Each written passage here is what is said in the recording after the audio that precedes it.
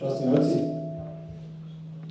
poštovani gospodine predsjedniče Skupštine, poštovani predstavnici vlasti u Grčkom, draga braći i sestre, pomaže Bog.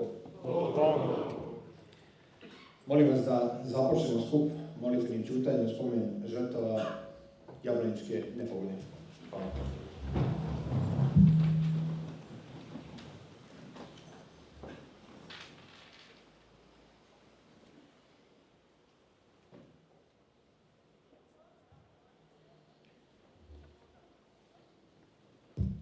Hvala.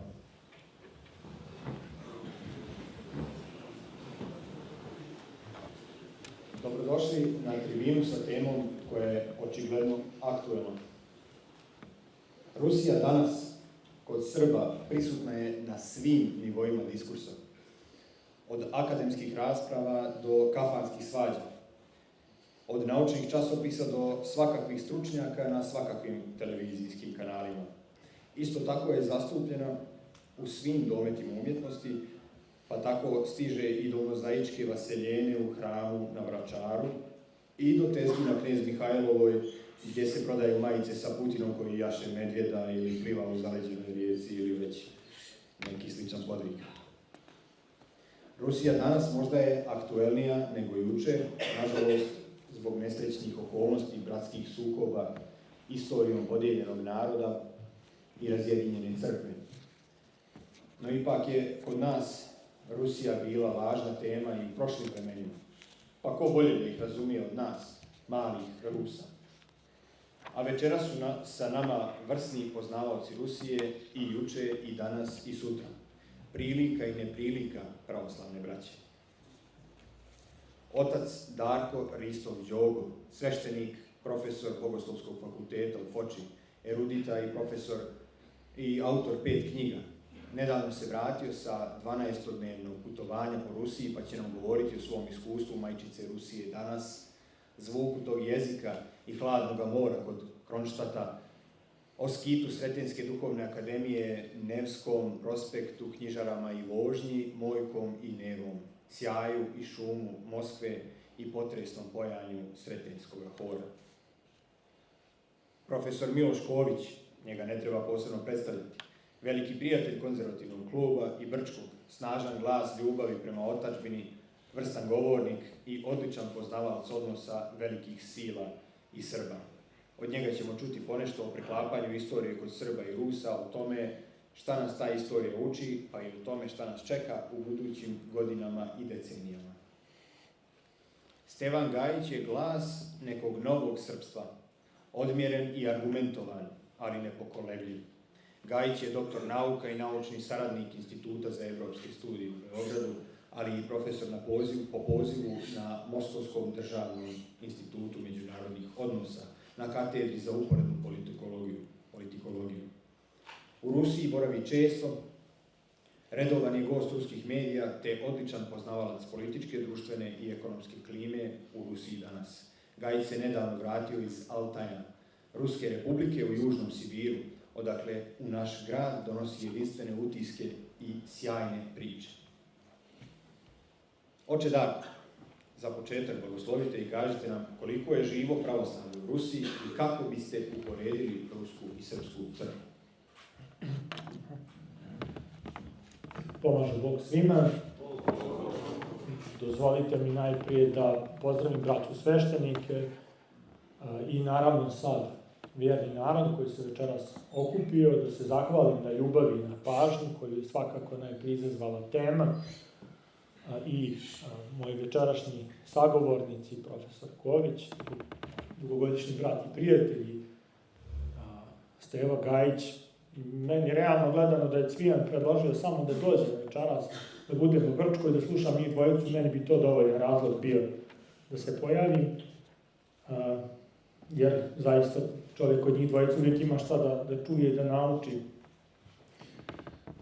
Ali kad se već zatekao za ovim stolom, na ovo pitanje koje je Cvijan uputio,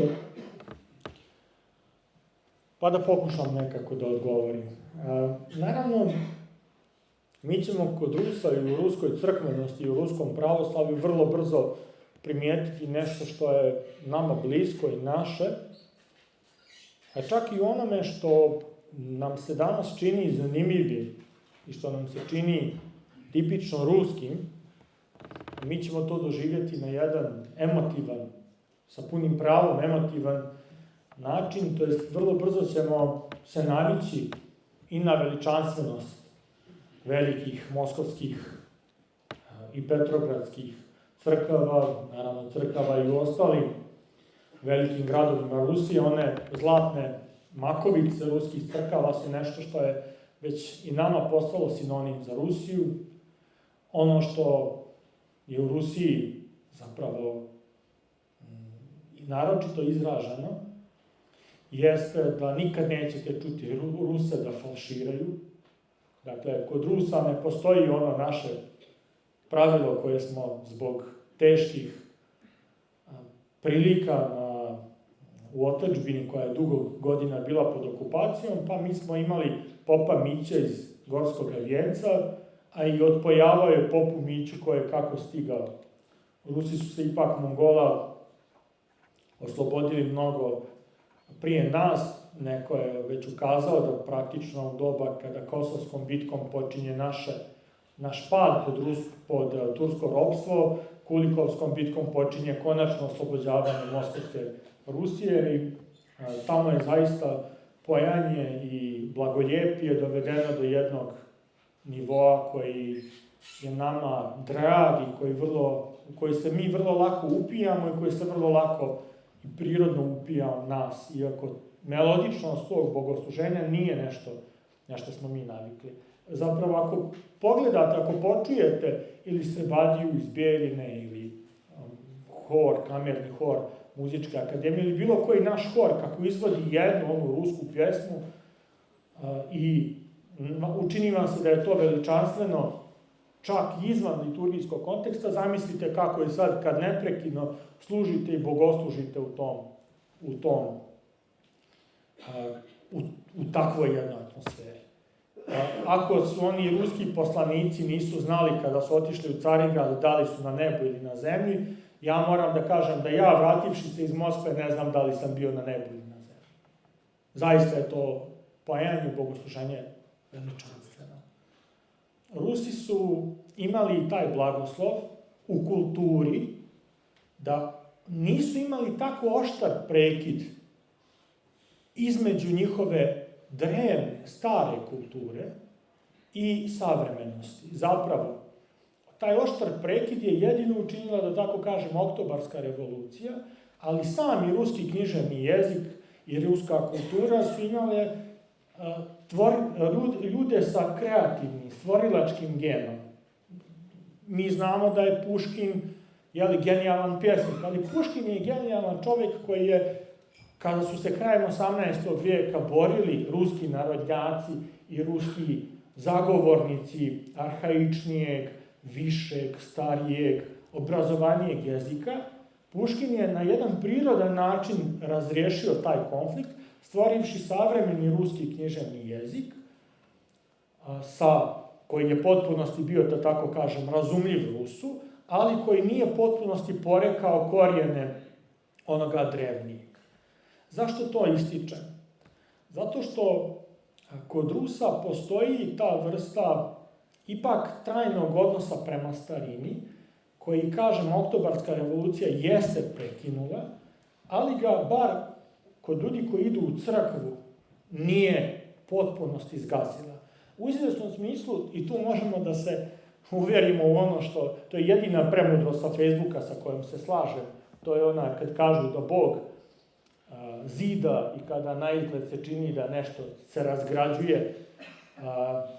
Zaista, kod Rusa je nakon Oktobarske revolucije postao jedan crkveni eksperiment, takozvani obnovljenci ili živa crkva, koji su odmah prešli da služe na ruskom, odmah prešli da rukopolažu ženjeno sveštenstvo za episkope, odmah prešli na razne liturgijske eksperimente, tako da kad se Moskovska patrijaršija izbavila od te državne leninističke crkve, oni su uspjeli da sačuvaju ono rusko pravoslavlje sa i pojanjem, i blagočestivošću, i odnosom prema starim ruskim liturgijskim i muzičkim i bogoslužbenim i jezičkim tradicijama kakve su bile u carskoj Rusiji. To je svakako nešto što nas lako dobija, što nas lako čini ne strancima u Moskvi, nego svojima. Sa druge strane, treba ukazati na neke razlike koje postoje između Rusa i Srba. Vidite, kod Rusa kultura jeste bila sa manje rezova, ali politički život je išao sa više rezova.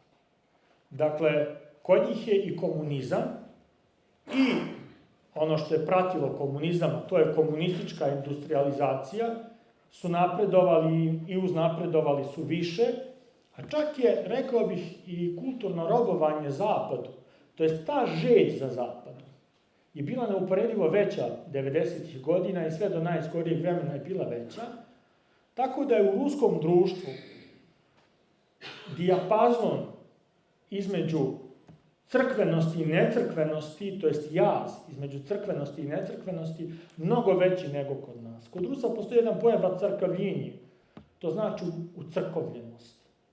Biti unutar crkve, pripadati crkvi. Kod njih ljudi u principu ili dolaze u crkvu, znaju šta su sve te tajne crkve, znaju crkveno-slovenski jezik, bar da razumiju, ne bune se protiv upotrebe crkveno-slovenskog jezika, naravno, čitaju u ruskom sinodalnom prevodu Sveto pismo, ali to nije neka velika tema, zatvorena jednom zauvijek, bar za sada tom naglom reformom s početka 20.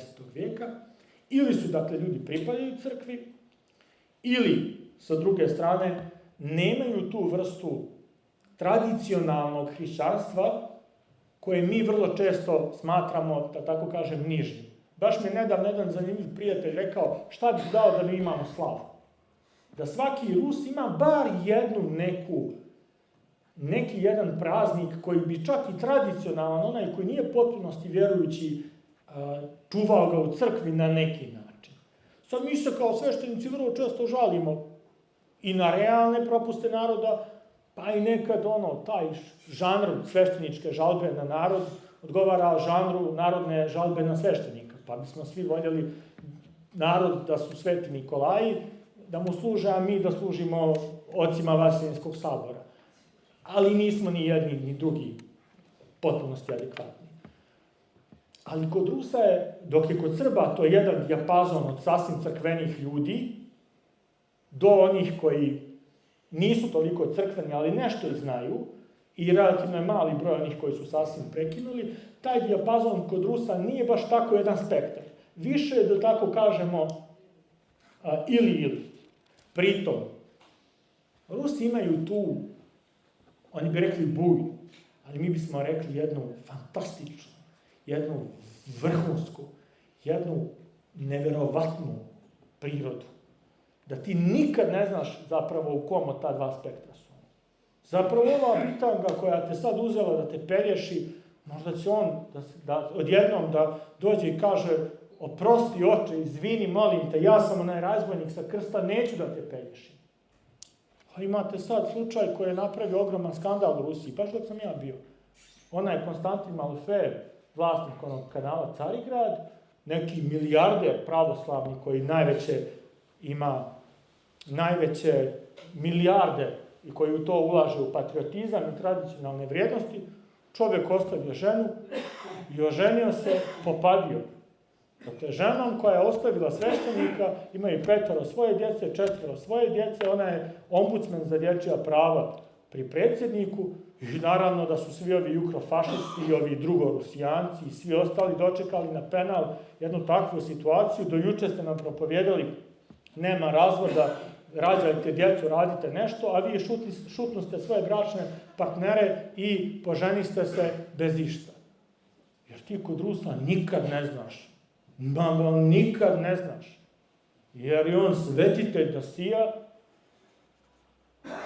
a sutra dan, sjetite se onom lavu Vadolaskinovom, kad onaj Samson na kraju ubije onaj jurodivi Samson ubio onoga jurodivog Karpa, a možda je i ta bitanga koja vam se činio jedan od onih 12 razbojnika koji će kad vidi dokle ga je doveo život, da ostavi i blago i sve živo i poći će ili u manastir ili na front da okaje to što je uradio.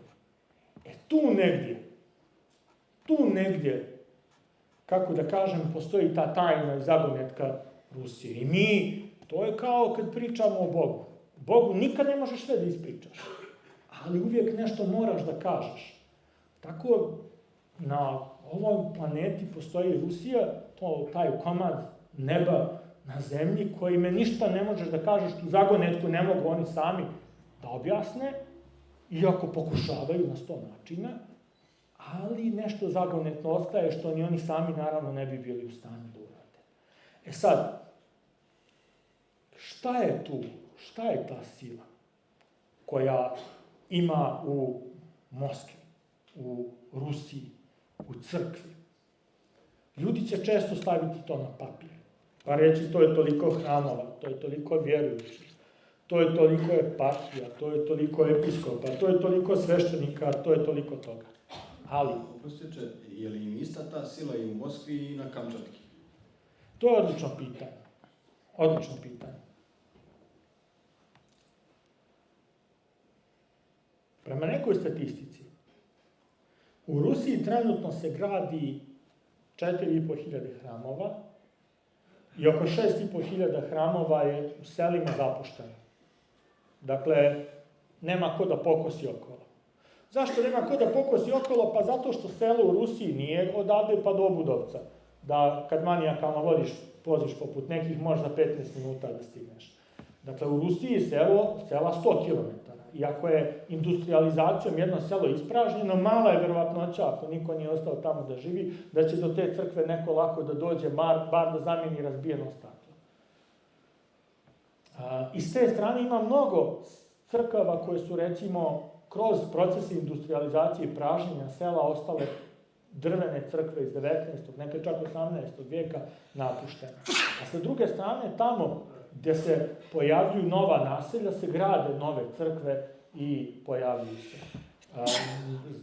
pojavljuje se čitav sjaj, pojavljuje se sve ono što karakteriše rusko pravoslavlje. Nije isto. Crkve su pune. Baš jutro se vratio jedan moj prijatelj dobri iz Dagestana i potpuno onako, kako da kažem, imao jednu vrstu preumljenja. On je otišao pun entuzijazma, bivši budući da je boravio po ovoj staroj Rusiji, onda je otišao u Dagestan, vratio se iz Dagestana prilično onako sa opreznim shvatanjem budućnosti, da kažemo, i Rusije i pravoslavlja, recimo Dagestanu, koji je sad u državnom smislu potpunosti je inkorporiran u Rusiju, ali u tom etničkom i kulturnom smislu vam se čini da ste negdje potpunosti na Bliskom istoku i tako dalje. Dakle, ta sila, ta moć, ona nije, to sam samo htio da kažem, ona nije isključivo u tim priznacima ruske državne crkvene moći, nego u tome da u svakoj od tih obitelji, pored jednog poštovanja vrijednog episkopa i mnoštva monaha, vi uvijek imate nekog starca koji vi vidite da je to svet čovjek. Nema potrebe, što kažu, da ga pitate. Dakle, to su oni ljudi koji kao, kad Motovilo pita Serafima Sarovskog šta je blagodat, on ga okruži i pokaže mu šta je blagodat. Tako imate tog starca kome možete samo da pitate šta je da radi da se spase. Nema drugih pitanja. Ali ja bih rekao da je sila ruske crkve, sila ruskog naroda u nečemu još veće. Pričat će i Steva, mnogo ekspertniji Miloš od mene, o istoriji ruske crkve. Ja mogu da kažem samo jednu stvar, da ne bih pretjerano pričao u ovom prvom bloku. Dok sam bio u Moskvi, bio sam u Sretinskom manastiru i par dana smo išli u skit Sretinskog manastira, koji je također zanimljiva priča, ali ostavit ću za nešto malo kasnije. Ali u samom Sretinskom manastiri koji je u sred Moskve, na Lubjanci, pored mjesta koje je takođe mučeničko mjesto jer je u toku represija tu stradalo neviđeno mnogo ljudi kojima se gubi svaki trag. I u taj Sretinski manastir dolaze i ljudi, i naročito ruskinje, žene, koje vas pitaju šta je to, na koji način se čovjeku moli da saznaš za sudbinu za svoga sina koji je nestao na frontu, kome ne znaš da li je živ ili mrtav.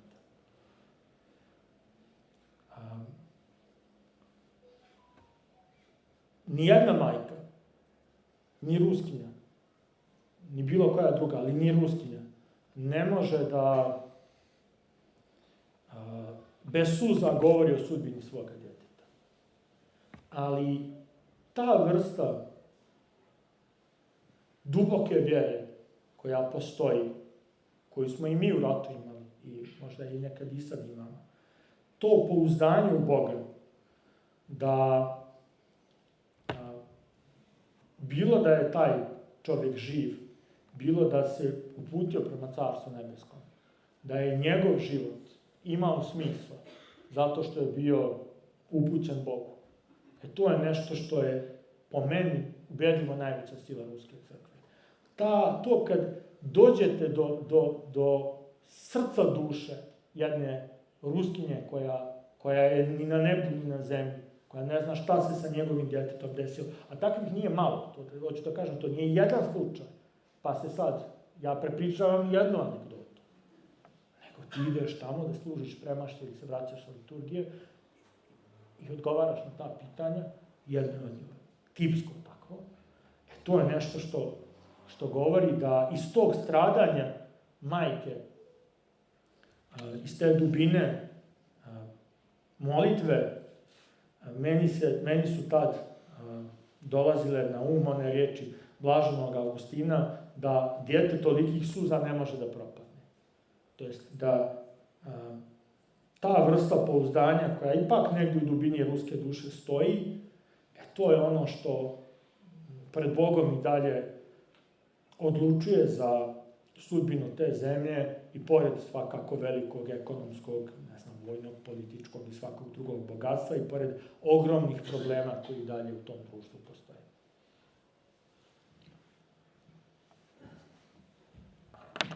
Dobro, i vladika Nikolaj kaže da je majka biće najistočnije Bogu. Profesore, prije svega, kako je u Republici Srpskoj? I šta nas može naučiti istorija kada je u pitanju specijalna vojna operacija u Ukrajini? Dolazi li nam posle ovoga konflikta ponovo neki veliki reset? Časni oci, gospodine predsjedniče Skupštine, braći i sestre, pomaže Bog. Kako će biti u Republici Srpskoj, to sam i prošli put rekao kad sam bio ovdje sa vama. Znao sam ja koliko volim Srpsku i pre nego što su mi zabranili da ovdje dođem, ali tek kad vam nešto zabrane, onda shvatite koliko to volite. Tako da uvek se vraćam ovdje zaista sa radošću, jer ovo je moja sve, kao što je to i Srbija.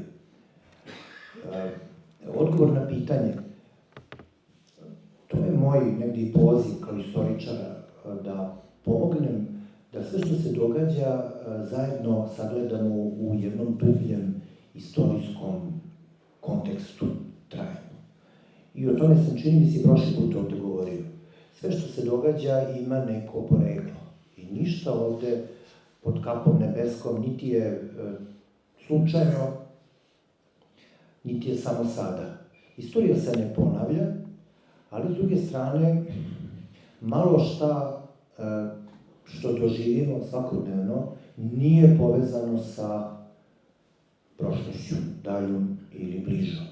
Što hoću da kažem? Ovo što se sada događa u Ukrajini je samo deo jednog dubokog kretanja koje se može u najkraćem definisati kao ratnički pohodi zapada Evrope na istok Evrope. To je ono što zovemo krstaškim pohodima. I mi to možemo da pratimo od hajde da kažemo, od prvog krstaškog pohoda ili bar od podele hrišćanstva na dva dela u 11. veku. Ali ako razmišljamo o onome što se sada događa u Ukrajini, i ako to pokušamo da stavimo u neki istorijski kontekst, da razumemo to kao deo nečega što je mnogo dublje i starije od naših života, od života ovih majki koji imaju sinove na frontu, možemo da krenemo od 13. veka, koji je doba u kojoj su počeli krstaški ratovi na Bosnu i Hercegovinu. To su oni pohodi ugarskih i hrvatskih kraljeva na takozvane Bogumile. I ti krstaški pohodi koji su ovde bili strahovito surovi, kakvi će biti svi ratovi protiv jeretika, su u stvari vođeni protiv Srba. Vrlo često zaboravljamo, kaže se Bogumili. Naravno, otvoreno je pitanje ko su oni bili, šta je u stvari to bilo, ali u stvari ono što nije otvoreno pitanje to je da svi izvori iz srednjeg veka, svi izvori kojima raspolažemo, kažu da u Bosni i Hercegovini tada žive Srbi. Znači, to su pohodi na Srbi. To je taj početak 13. veka je svrgavanje Stefana Prvenčana u Srbiji i trenutak u kome njegov brat Vukan doveo rimokatolike u Srbiju, takozvani inoverce, kako ih zove Stefan Prvenčan i ono žitiju svoga oca, Svetog Simeona. I to je vreme u kome krstaši zauzimaju pravoslavni Carigrad, 1204. godine. To je vreme u kome kreću ti veliki krstaški pohodi na pravoslavnu Rusiju, pohodi koje je zaustavio sveti Aleksandar Nevski. To je negde, kako kaže naš veliki istoričar crkve Radoslav Grujić, kada je pokušao da objasni poreklo genocida u nezavisnoj državi Hrvatskoj, a to objašnjava tim krstaškim žarom Zapadne Evrope, on počinje baš od tog 13. veka tih pohoda na Bosnu, koji će se nastaviti tamo sve do 15. veka. Bilo je naravno pohoda i sa istoka na zapad, jer setimo se Osmanlije, ali sada se bavimo ovim odgovorom na ovo pitanje. Ovde je reč o pohodu zapada na istok.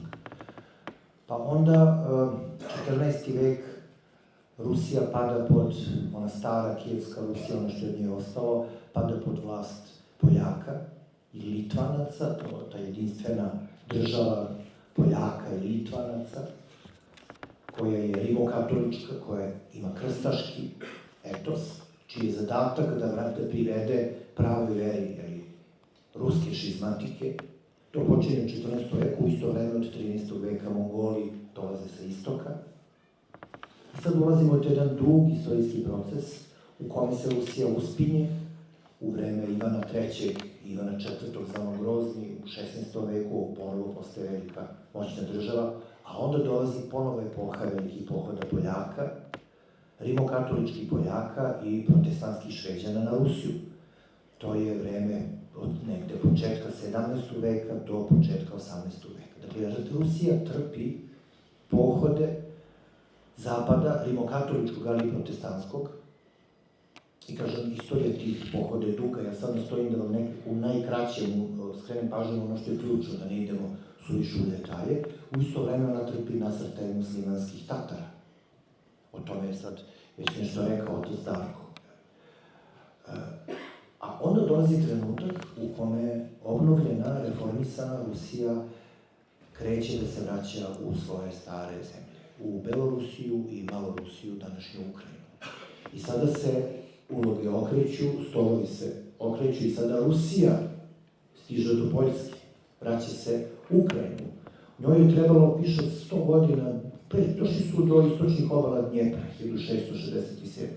I onda Rusija, da tako kažem, vari istočnu Ukrajinu skoro 100 godina, dok nisu prešli Dnjepar, tada su uzeli Kijev, a onda su 1772. oni prvoj podeli Poljske ušli u zapadnu Ukrajinu. Dakle, Rusiji se ne žuri i ona postepeno u toku tih nekoliko stotina godina ulazi, vraća se u Belorusiju, izlazi na Baltik, izlazi na Crno more, znači epoha Petra Velikog koji je u bici kod Poltave 1709. izbrisao Šveđane i uveo Rusiju u red takozvanih velikih sila. Dakle, 18. vek, 19. vek, to je doba ekspanzije, širenja ogromnog ruskog carstva, ogromnog. A onda imamo novi veliki pohod zapadan istok, ovog puta ne u ime Svetog oca Pape, nego u ime slobode, bratstva i jednakosti. To je pohod Napoleona Bonaparte na Rusiju. Taj pohod negde pod tim svojim ideološkim izgovorima ponajviše liči na ovaj pohod Zapada na Rusiju kome danas svedoči, koji danas živimo. I znamo kako se taj pohod završio, tako što su posle svih velikih priča o slobodi, pravdi, jednakosti, kozaci ušli u Pariz. Sledeći veliki rat je Krimski rat, koji je Rusija izgubila. Rat koji su zajedno, prvo su u ratu ušle Rusija i Turska, a zatim su na stranu Turske stale Britanija, Francuska i Pijemont. Dakle, to je rat sa Zapadom koji je Rusija izgubila. Sledi Prvi svjetski rat, čija je suština u stvari pohod Zapada na istok. Kao što je onaj pohod Napoleona na Rusiju nije bio samo pohod Francuza. To je najviše bilo, osim Francuza, Poljaka, ogroman broj Nemaca, Italijana. To je bio pohod Zapadne Evrope na Rusiju. To je bio i pohod Vilhelma II i Franca Jozefa na Rusiju 1914. I taj rat Rusija izgubila, jer su oni koje je Vilhelm II poslao u plombiranom vozu u Sankt Peterburg, Lenin i društvo došli na vlast i ubili cara. Sledeći veliki pohod je naravno Hitlerov pohod Trećeg rajha, koji je opet pohod Zapadne Evrope na Rusiju. Nije tu bilo samo Hrvata, jer je ona njihova čuvena divizija koja je jurišala na Stalingrad. Nisu tu bili samo Rumuni. Toliko se Francuza prijavilo u čuvenu francusku SS diviziju Karlo Veliki, da su prosto Nemci su rekli se vrati kući, nisu mogli sve da prime. Bilo je Norvežan, bilo je čak i Rusa, koji su jurišali u ime antikomunizma na svoju otadžbinu, oni je tako nisu videli u Sovjetski savez. Kako se to završilo? Pa naravno završilo se u Berlinu, kao što vrlo dobro znamo. Vidite kako prošli smo u nekih 5 minuta ili vekove. Ono što se menja, tu su izgovori, ideologije, derivacije, što je rekao Vilfredo Pareto. Ali ono što ostaje, to je taj zanos, to je jedna strast Zapada da dokaže istoku da je njegova vera jedina istinska vera. I to uverenje, ajde kažem zapadnog čoveka, reći zapadni čovek je, ajde sad jedna nužna generalizacija, tu su i protestanti, rimokatolici, zapad je vrlo heterogen. Ali ono što oni dele, kako rimokatolici, tako i protestanti, naročito kalvinisti, to je jedno uverenje da su oni Božje izbranje, da su oni izabrani.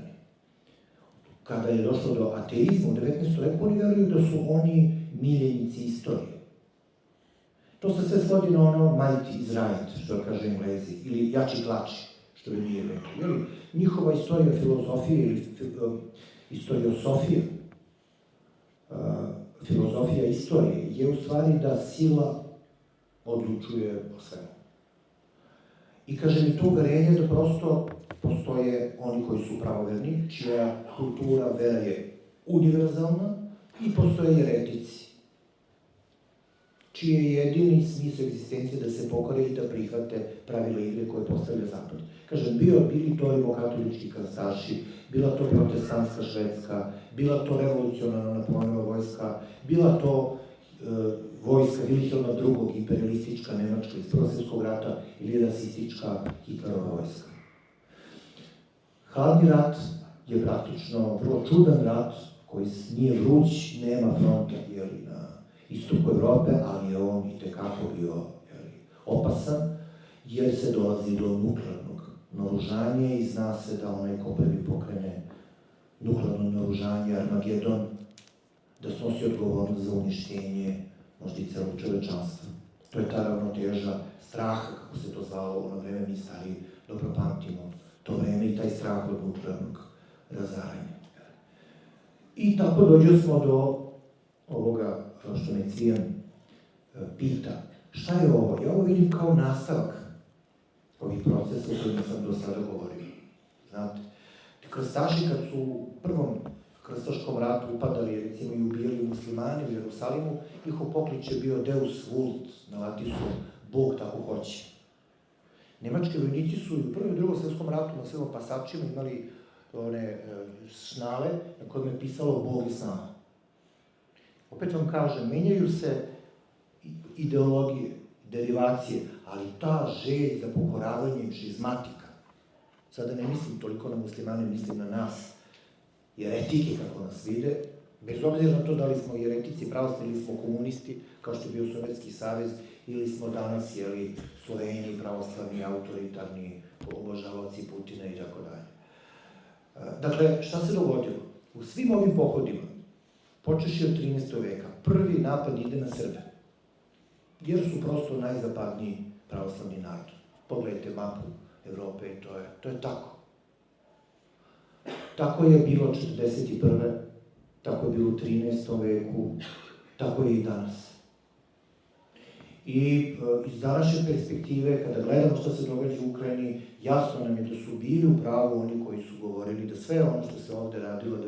odnosno od 1992. da je bilo samo priprema za pohod na Rusiju. Mnogim od nas to je bilo jasno, ali samim Rusima to je, dobrom delu Rusa to je bilo nejasno. Bili su i oni kojima to i tekako bilo jasno, koji su dolazili ovde. I šta se dogodilo u stvari? Kada su Gorbačov i Eduard Ševardnadze, koji je bio ministar spoljnih poslova tada, dozvolili ujedinjenje Nemačke, istočne i zapadne Nemačke. I kada su odlučili da povuku sovjetske trupe iz istočne Nemačke, dobili su uveravanja svojih zapadnih kolega da se NATO neće pomeriti, kako je to rekao James Baker, ministar spoljnih poslova, državni sekretar svih američkih država, not an inch eastwards, znači nijedan inč, kako bi se inč preveo, pedalj, nijedan pedalj prema istoku se neće NATO trupe. Col. Nijedan col ka istoku se neće pokrenuti NATO trupe. Samo dozvolite da se Nemci ujedine. Imate jedan dobar američki sajt gde su američki istoričari poređali sve laži i sva obećanja da se neće NATO pomeriti ni pedalj ka istoku Evrope ukoliko Rusi dozvole ujedinjenje ili ukoliko povuku sve trupe iz bivših istočnih varšavskih država Varšavskog pakta. Šta se desilo? Svi to dobro znamo. Dakle, 30-ak tih obećanja, dokumenta koji su oni tamo poređali. Ključno je stvari bila 99. bombardovanje SR Jugoslavije i ulazak NATO pakta u Poljsku, Mađarsku, Češku republiku.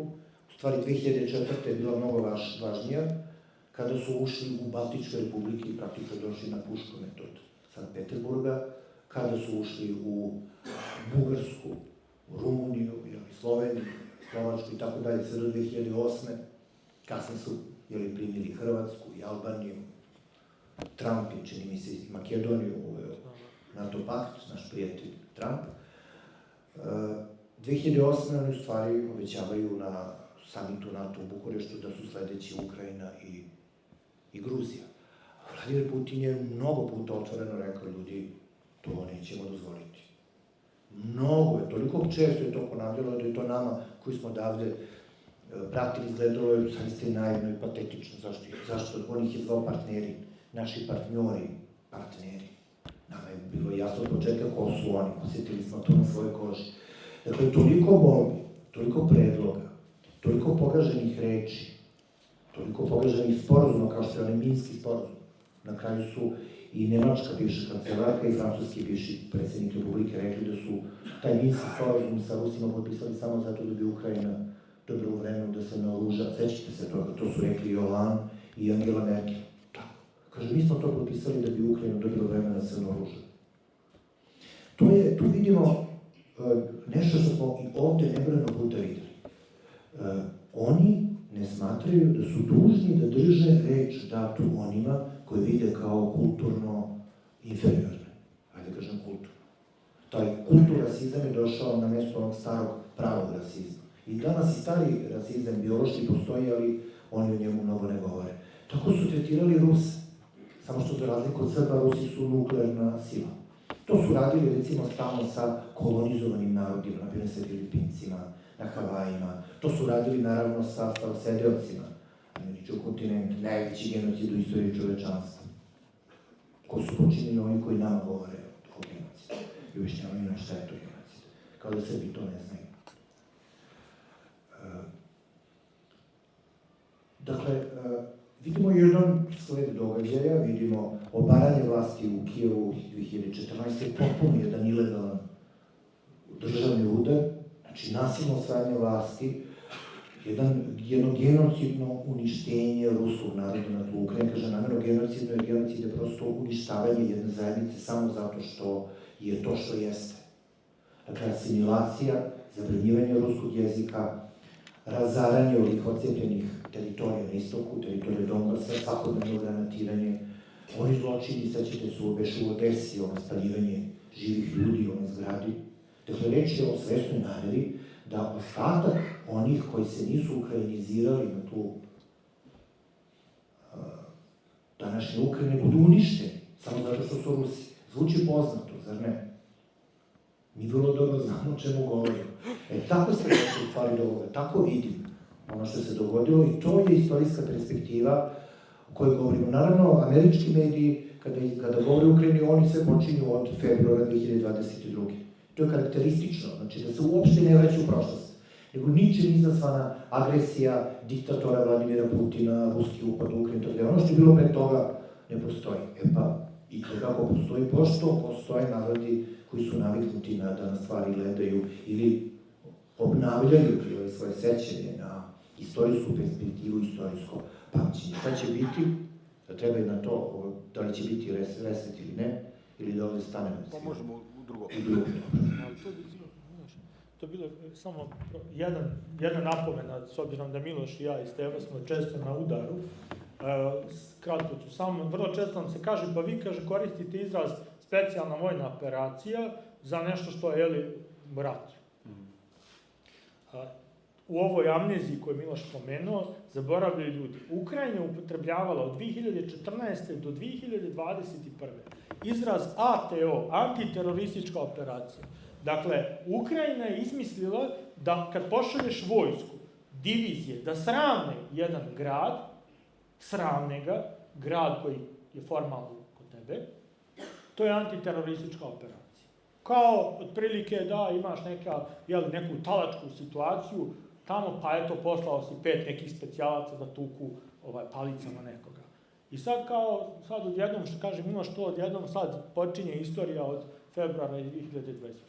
Hoću samo da s time sam htio da kažem, jer i u našim medijima, naši mediji funkcionišu tako što neki blesan sa nekog medija uzme i na Google Translate prevede sa Reutersa ili France Pressa, ja sam često kao, pa šta je ljudi, šta? A ne, to smo zaposlili ovoga malog, pa on to tako, on to zna.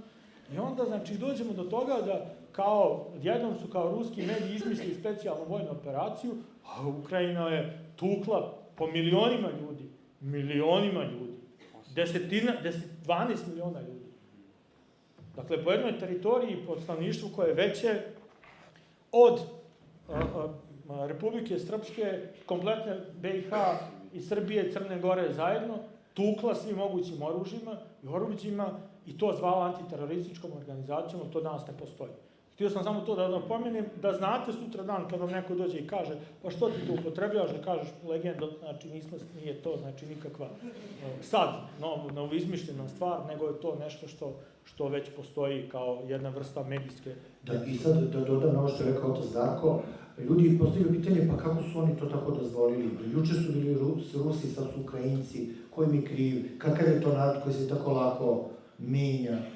Znači, to je situacija u kojoj, o tome je mislim Igor Damjanović napravio odličan dokumentarac kada je bio u Donbasu. Znači, ljudi izađu na ulice da se pobune protiv pokradenih izbora, izađu u borna kola sa mitraljezima i pucaju po njima.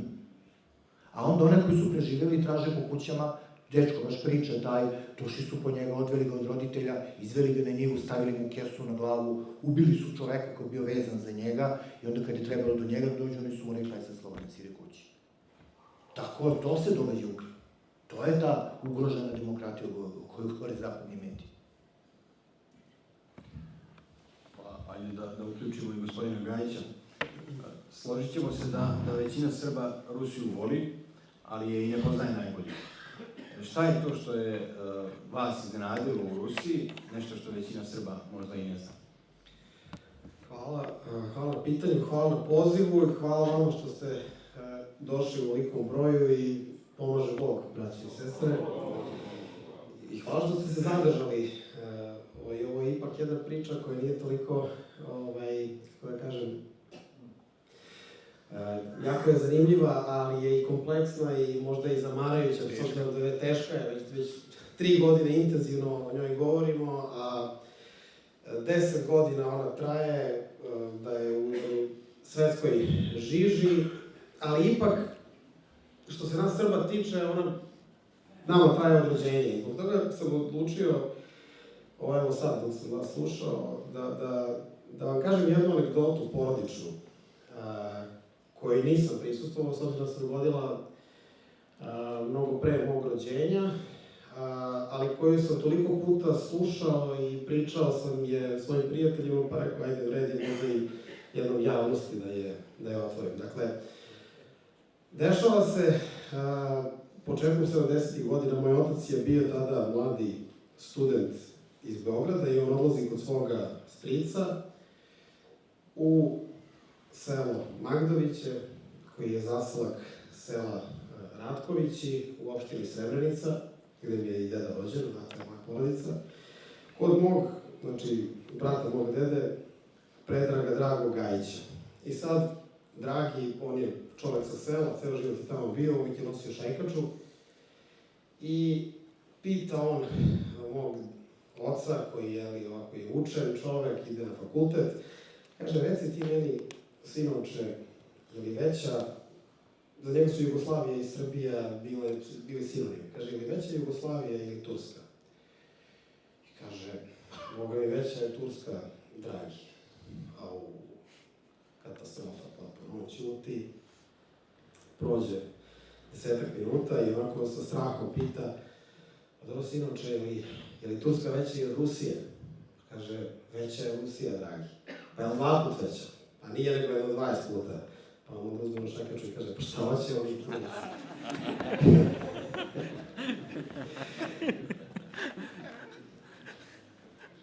Onda dalje prve dileme idu, pa onda pita, i to je dosta zanimljiv jedan fenomen koji sam primetio, to je da su Srbi, ja sam shvatio to zapravo i sa druge strane porodice, to jedno starije pokoljenje je čitav svet delilo na 3 naroda. Dakle, na svetu postoje Srbi, Turci i Nemci, razume se. Dakle,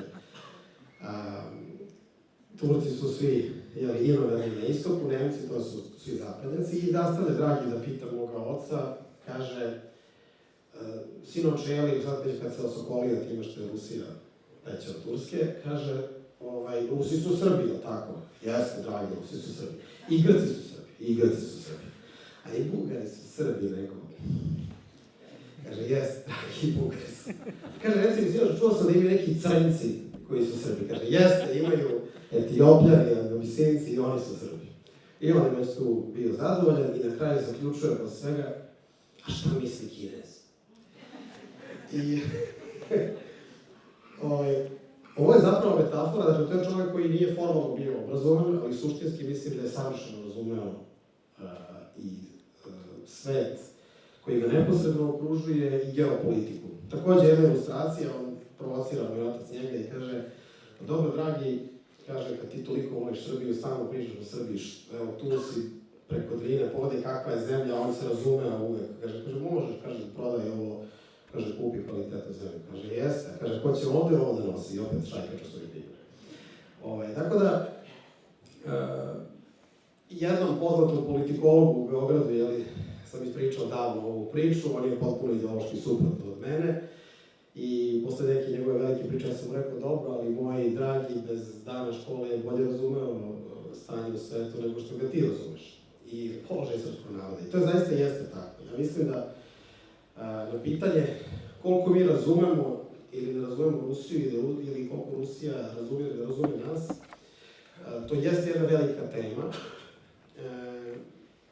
i može se tu svašta reći. I postoji prosto jedan paradoks, a to je da mnogi od nas ne razumeju šta znači Rusija, kakav je to politički sistem, šta to zapravo znači kada postoji zemlja koja ima 11 vremenskih zona, u kojoj žive potpuno različiti narodi, drugačije doživljavamo jednu zajednicu, mi i oni koji su toliko jedna velika imperija, iako ja zaista mislim da i srpski narod ima zapravo tu vizantijsku imperijalnu klicu i zapravo mislim ono što nas spaja jeste taj vizantizam o kome je govorio Konstantin Leontjev, vizantizam i slovenstvo, dakle zapravo samo slovenstvo bez vizantizma, odnosno bez pravoslavlja ne znači ništa, ali to nije samo pravoslavlje po sebi, jer i Grci su pravoslavci i možda bi oni pre nas trebali da budu Vizantinci, ali zapravo više su se okrenuli tom etnofilatizmu, što se desilo i Bugarima, a Srbima nije. Srbi su napravili dve Jugoslavije odmah, puta im se obilo glavu, ali su ipak oni bili taj narod koji je to napravio. Oni su bili nosioci toga. I to čak kaže Aleksandar Gilferding, dakle jedan ruski putopisac koji je pisao ta čuvena putovanja po Hercegovini, Bosni i staroj Srbiji, gde on govori da on poredi Srbe različitih vera i on kaže da zapravo samo Srbi pravoslavci posmatraju ceo srpski narod u celini. Kaže dok Srbi koji se identifikuju ili sa Turskom ili oni koji se identifikuju sa Zapadom, sa Rimom, kaže oni obično govore o tom svom neposrednom okruženju, imaju jak zavičajni osjećaj, ali im se jako to gubi kada govore o jednom širem geografskom prostoru. I to je ono što nas spaja sa Rusima. Dakle, to je ono što nas spaja, to je što mi zapravo imamo. Mi se često šalimo na svoj račun, pa kažemo, ne znam, kod nas svaki taksista zna sve najbolje o fudbalu i o geopolitici i o istoriji, šta je trebalo da uradi Gerasimova, šta je trebalo da uradi Putina, šta Prigožina, šta Šojgova, šta ove, šta je. Ali, sa druge strane, ja to ne vidim kao manu, ja zapravo mislim da to leži naša snaga, zato što smo živi, zato što pokazujemo time zainteresovanost za suštinska pitanja. I ono što nas spaja, to je zapravo, to je jedan čudni, nesvesni osjećaj. Dakle, Rus takođe može ništa da ne zna o Srbima ili o Srbiji, ali mu se uvek se nasmeje ako kažete da ste Srbi. I to važi i za Srbi. Ja sam Rusima isto često objašnjavao, pošto njima je neshvatljivo kako to da Srbi ne govore ruski, i nemaju pojma ko je Ala Pugačova ili govorimo u proseku ili... Sada Mihajlov. Jeste, ili koji je baš najnoviji film koji je izašao u Rusiji, ali znaju nepogrešivo i čak bolje od Rusa u nekim slučajevima zapravo smisao istorijskog procesa. Ja zaista mislim da se to i sada dogodilo, da zapravo ključ Rusima za razumevanje samih sebe leži u nama, a da mi možemo o sebi da naučimo mnogo preko Rusa. Ja sam to shvatio tako što sam godinama učestvovao u da li jalovim ili suštinskim raspravama, nekad akademskim, nekad kafanskim, o tome sigurno Rusi znaju, ne znam šta se nama dešava i tako dalje. Dok sam shvatio da zapravo ne znam, kad sam počeo češće da posećam Rusiju, izvinjam se.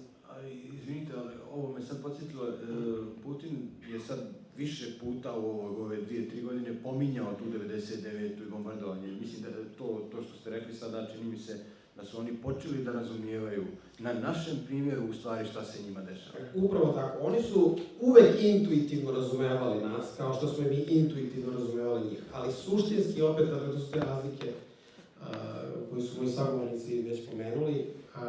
Dakle, te razlike su ipak bitne.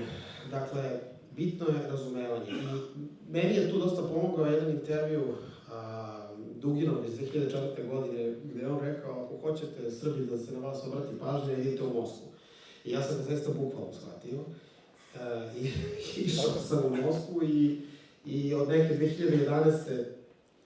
Sam počeo intenzivno da pišem o našim problemima ili o ruskim problemima kroz prizmu naše davne ili nedavne istorije. Na kraju sam sastavio jednu knjižicu u Rusiji, mi smo iz budućnosti, srpski pogled na ruski prostor od Euromajdana do specijalne vojne operacije. S obzirom da neke stvari koje možda nisu bile očigledne ruskom rukovodstvu, bukvalno bi maltene svaki sagovornik sa srpskog prostora mogao da da bolji odgovor u tom trenutku na neka akutna pitanja Ruska, nego da se trust ruskih mozgova skupi. Ja isto tako mislim da ponekad neke očigledne odgovore na naše dileme Rusi imaju, a mi opterećeni, baš zato što znamo toliko detalja, ne možemo do njih da dođemo. Tako da, mislim da je to iskustvo zapravo ključ u racionalnom smislu za naše spasenje. Naravno da to nije ključ samog spasenja, već je to nešto, to skupljeno iskustvo koje imamo mi je konačno počelo zapravo da daje plodove u samoj Rusiji. I Rusi su posle nekog vremena i na samom državnom vrhu zaista došli do toga. I meni je zapravo najzanimljiviji bio moment, neposredno pre početka, ja tu specijalnu vojnu operaciju volim da zovem eskalacija rata u Istočnoj Evropi. Taj rat je već dugo trajao, a čak ne možemo da definišemo šta je početak. To nije 2014. Pa nije ni 2008. rat u Gruziji, pa čak možda nije ni 99. Možda je to zapravo 91. godina. I možda zapravo ciklus svetskih ratova nikada nije ni prestojao od 1914. godine, ili možda čak od aneksione krize u Bosni i Hercegovini 1908. godine. Tako da zapravo imamo taj jedan ciklus koji traje i moment je bio zanimljiv na jednoj konferenciji gde su se našli Olaf Scholz i Putin, gde je na Scholzovu opasku Putin rekao da je zapravo agresija na Saveznu Republiku Jugoslaviju, a ja bih čak dodao i na Republiku Srpsku. Dakle, to je jedno zaboravljeno NATO bombardovanje. Mi sa NATO-om ratujemo još od tad, u najneposrednijem smislu. Dakle, upravo se obratio svetsku pažnju na srpsko iskustvo i bilo mi je zanimljivo da vidim tu Scholzovo lice, taj grč koji je imao, s obzirom da je to se desilo nekad, u stvari se nije možda ni desilo, to je bilo u prošlosti. Scholz je rekao, ovo je prvi rat na tlu Evrope. Da, Scholz je rekao, je prvi rat na tlu Evrope, zaboravljajući da je njegov kancelar, jedan od njegovih prethodnika, Gerhard Schröder, zapravo Nemačku ponovo izveo na svetsku scenu kao državu koja vodi rat, a da je prethodnik Annalene Baerbock, tadašnje ministrice spoljnih poslova, Joschka Fischer, bio, dakle, iz Zelene partije Nemačke, bio najveći ratni jastreb u Nemačkoj i na neki način naslednik nacista. Hvala. Prije što se otac Darko nadoveže, htio bih da zamolim naše saborce da budu na usluzi. Ako neko ima pitanje, možete dobiti papirić i olovku da zapišete, pa ćemo posle da pročitamo pitanja. Oče, htio si da se nadovežeš? Htio sam, naravno ovo je pitanje svih pitanja, čuveno šta Rusi o nama znaju, kako mi stojimo sad, šta se tamo dešava. Sad, naravno, postoji, mi moramo najprije da shvatimo jednu veliku stvar. Naravno, postoji jedna prirodna kulturna asimetrija. Dakle, tamo imate 100 miliona ljudi, 150 miliona ljudi i, pazite, nije to stvar samo da je to brojno. Vidite, ja govorim ruski, što bi reklo, vjerovatno da više kroz dan provedem slušajući na ruskom, čitajući na ruskom i ponekad pričajući sa ljudima na ruskom nego što tu uradim na srpskom. Pa i dalje mi je ruska kultura nepregledna. Tamo 20. vek mi smatramo da smo živjeli, pogotovo to naši roditelji raspiruju te gluposti standardne, mi smo bili za njih Evropa, mi u jedan taksi bacimo tamo, carevi tamo, farmerke donesemo fukari socijalističkoj. Pazite, mi smo se bahatili standardom, ali taj nivo kulture, a to je smiješno. Znate, nekad je neki ruski ambasador rekao, kaže, kod vas kad je dan žalosti, vi znate po tome što je klasična muzika. A kod nas je svaki dan klasična muzika. Vi ne znate na BN radiju da ima Čajkovski dok ne dođe današnji dan žalosti. Je li tako? Inače je Šemsa Šurcujaković. Ili u boljem slučaju Šaban Šalović. A znači, tamo srednjeklasni čovjek vlada time. I to je nepregledna kultura. Filmskih zvijezda i vrhunskih filmova ima na pretek. Te oni jesu voljeli Đorđa Marjanovića. Danas i Biković i ja smo sticajem okolnosti bili tu na tom ulasku na taj plenum gdje se Putin obratio i on je stvarno mega zvezda tamo, kao Emir Kusturica. Svako zna ko su ti ljudi, na njih hoće da se grebu. Znaju oni, imaju nekoga uvijek. Ali filmskih zvijezda je tamo nepregledno more. I odličnih režisera nije malo. Dakle, postoji jedna vrsta prirodne, Stevane, složit ćeš se, kulturne asimetrije, kad ima jedna tako moćna kultura, onda uvijek ima neko naš tamo, ali mi smo sad u političkom i svakom drugom smislu po prvi put možda i dobili onu pažnju za koju mi osjećamo da je od uvijek imamo. Evo recimo u Sretanskom manastiru ima ogromna knjižara, nepregledna knjižara, znači za blesave ljude koji su ostali na fakultetu umjesto da idu na parohiju poput mene, to je naravno izvor nepreglednih sati zdravlja i uništenja kućnog budžeta. Ali, i u trafici onoj Sretenskog manastira, gdje kupujete samo svijeće, molitvenike i ostalog, imate jednu policu i tu piše Sveti Nikolaj, oni ga zovu srpski, vladika Nikolaj Velimirović, koji je tamo neko za koga svi znaju, za koga će vas pitati. Dakle, mi dobijamo to. Reći ću još jednu stvar. Ako hoćete da kažem da se to raširi, uvijek kažete nemojte dalje, ali nemojte dalje. Srbi iz Republike Srpske dobijaju u višim slojevima jednu vrstu pažnje, jer oni imaju pažljivu administraciju. Za svakog našeg službenika i političara, neću da im navodim imena, ali za svakog našeg ministra, predsjednika, člana predsjedništva i ostalog, vode račun da li je otišao na neki summit BRICS-a ili nije. Te srpski političari i Srbije i Republike Srpske koji su se negativno izrazili javno ili izbjegli poziv, oni imaju vode račune, pišu packe, pluseve i minuse.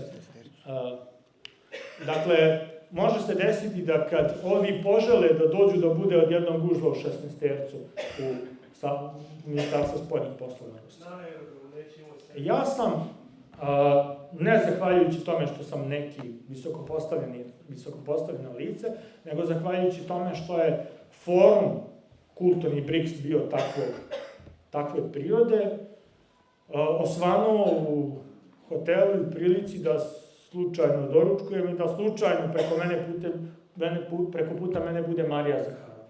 Žao mi je što se nisam sa njom fotografisao, bilo mi je ružno da jedan divan prijateljski razgovor sa jednom fantastičnom ženom završim kao da sam upoznao neku giga mega zvijezdu. Kasnije mi je bilo žao kad su krenuli da je blate u tabloidima, sebi sam 100 puta rekao budalo, trebao ti da se samo ono za inat da staviš kad imaš sliku za Zaharovom, ali cijenim to iskustvo i tu ljubav koju ona ukazala, vrlo vjerujuća žena, to moram da istaknem. I sticajem drugih okolnosti, s obzirom da je predsjednik Ruskog historijskog društva Sergej Nariškin, šef spoljno-obavještajne agencije, a ja sam govorio u Ruskom historijskom društvu, imam, hvala Bogu, sliku sa Nariškinim, pa ako me spengaju ovi naši obavještajci, bar mogu da se pozovem na Nariškina.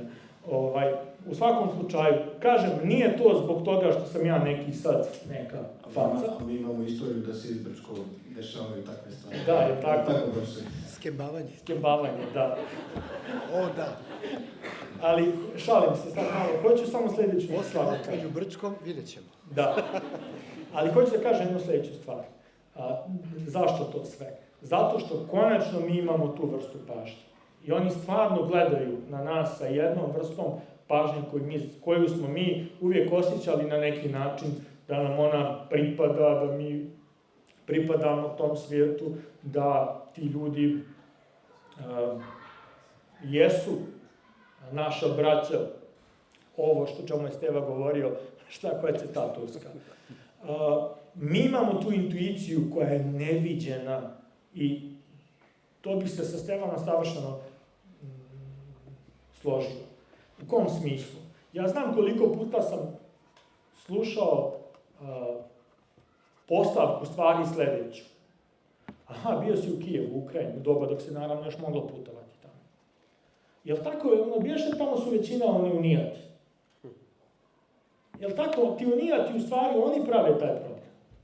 Pazite, u Grko-katolici ili unijati su između 11 i 15% stanovništva Ukrajine. Dakle, ne više.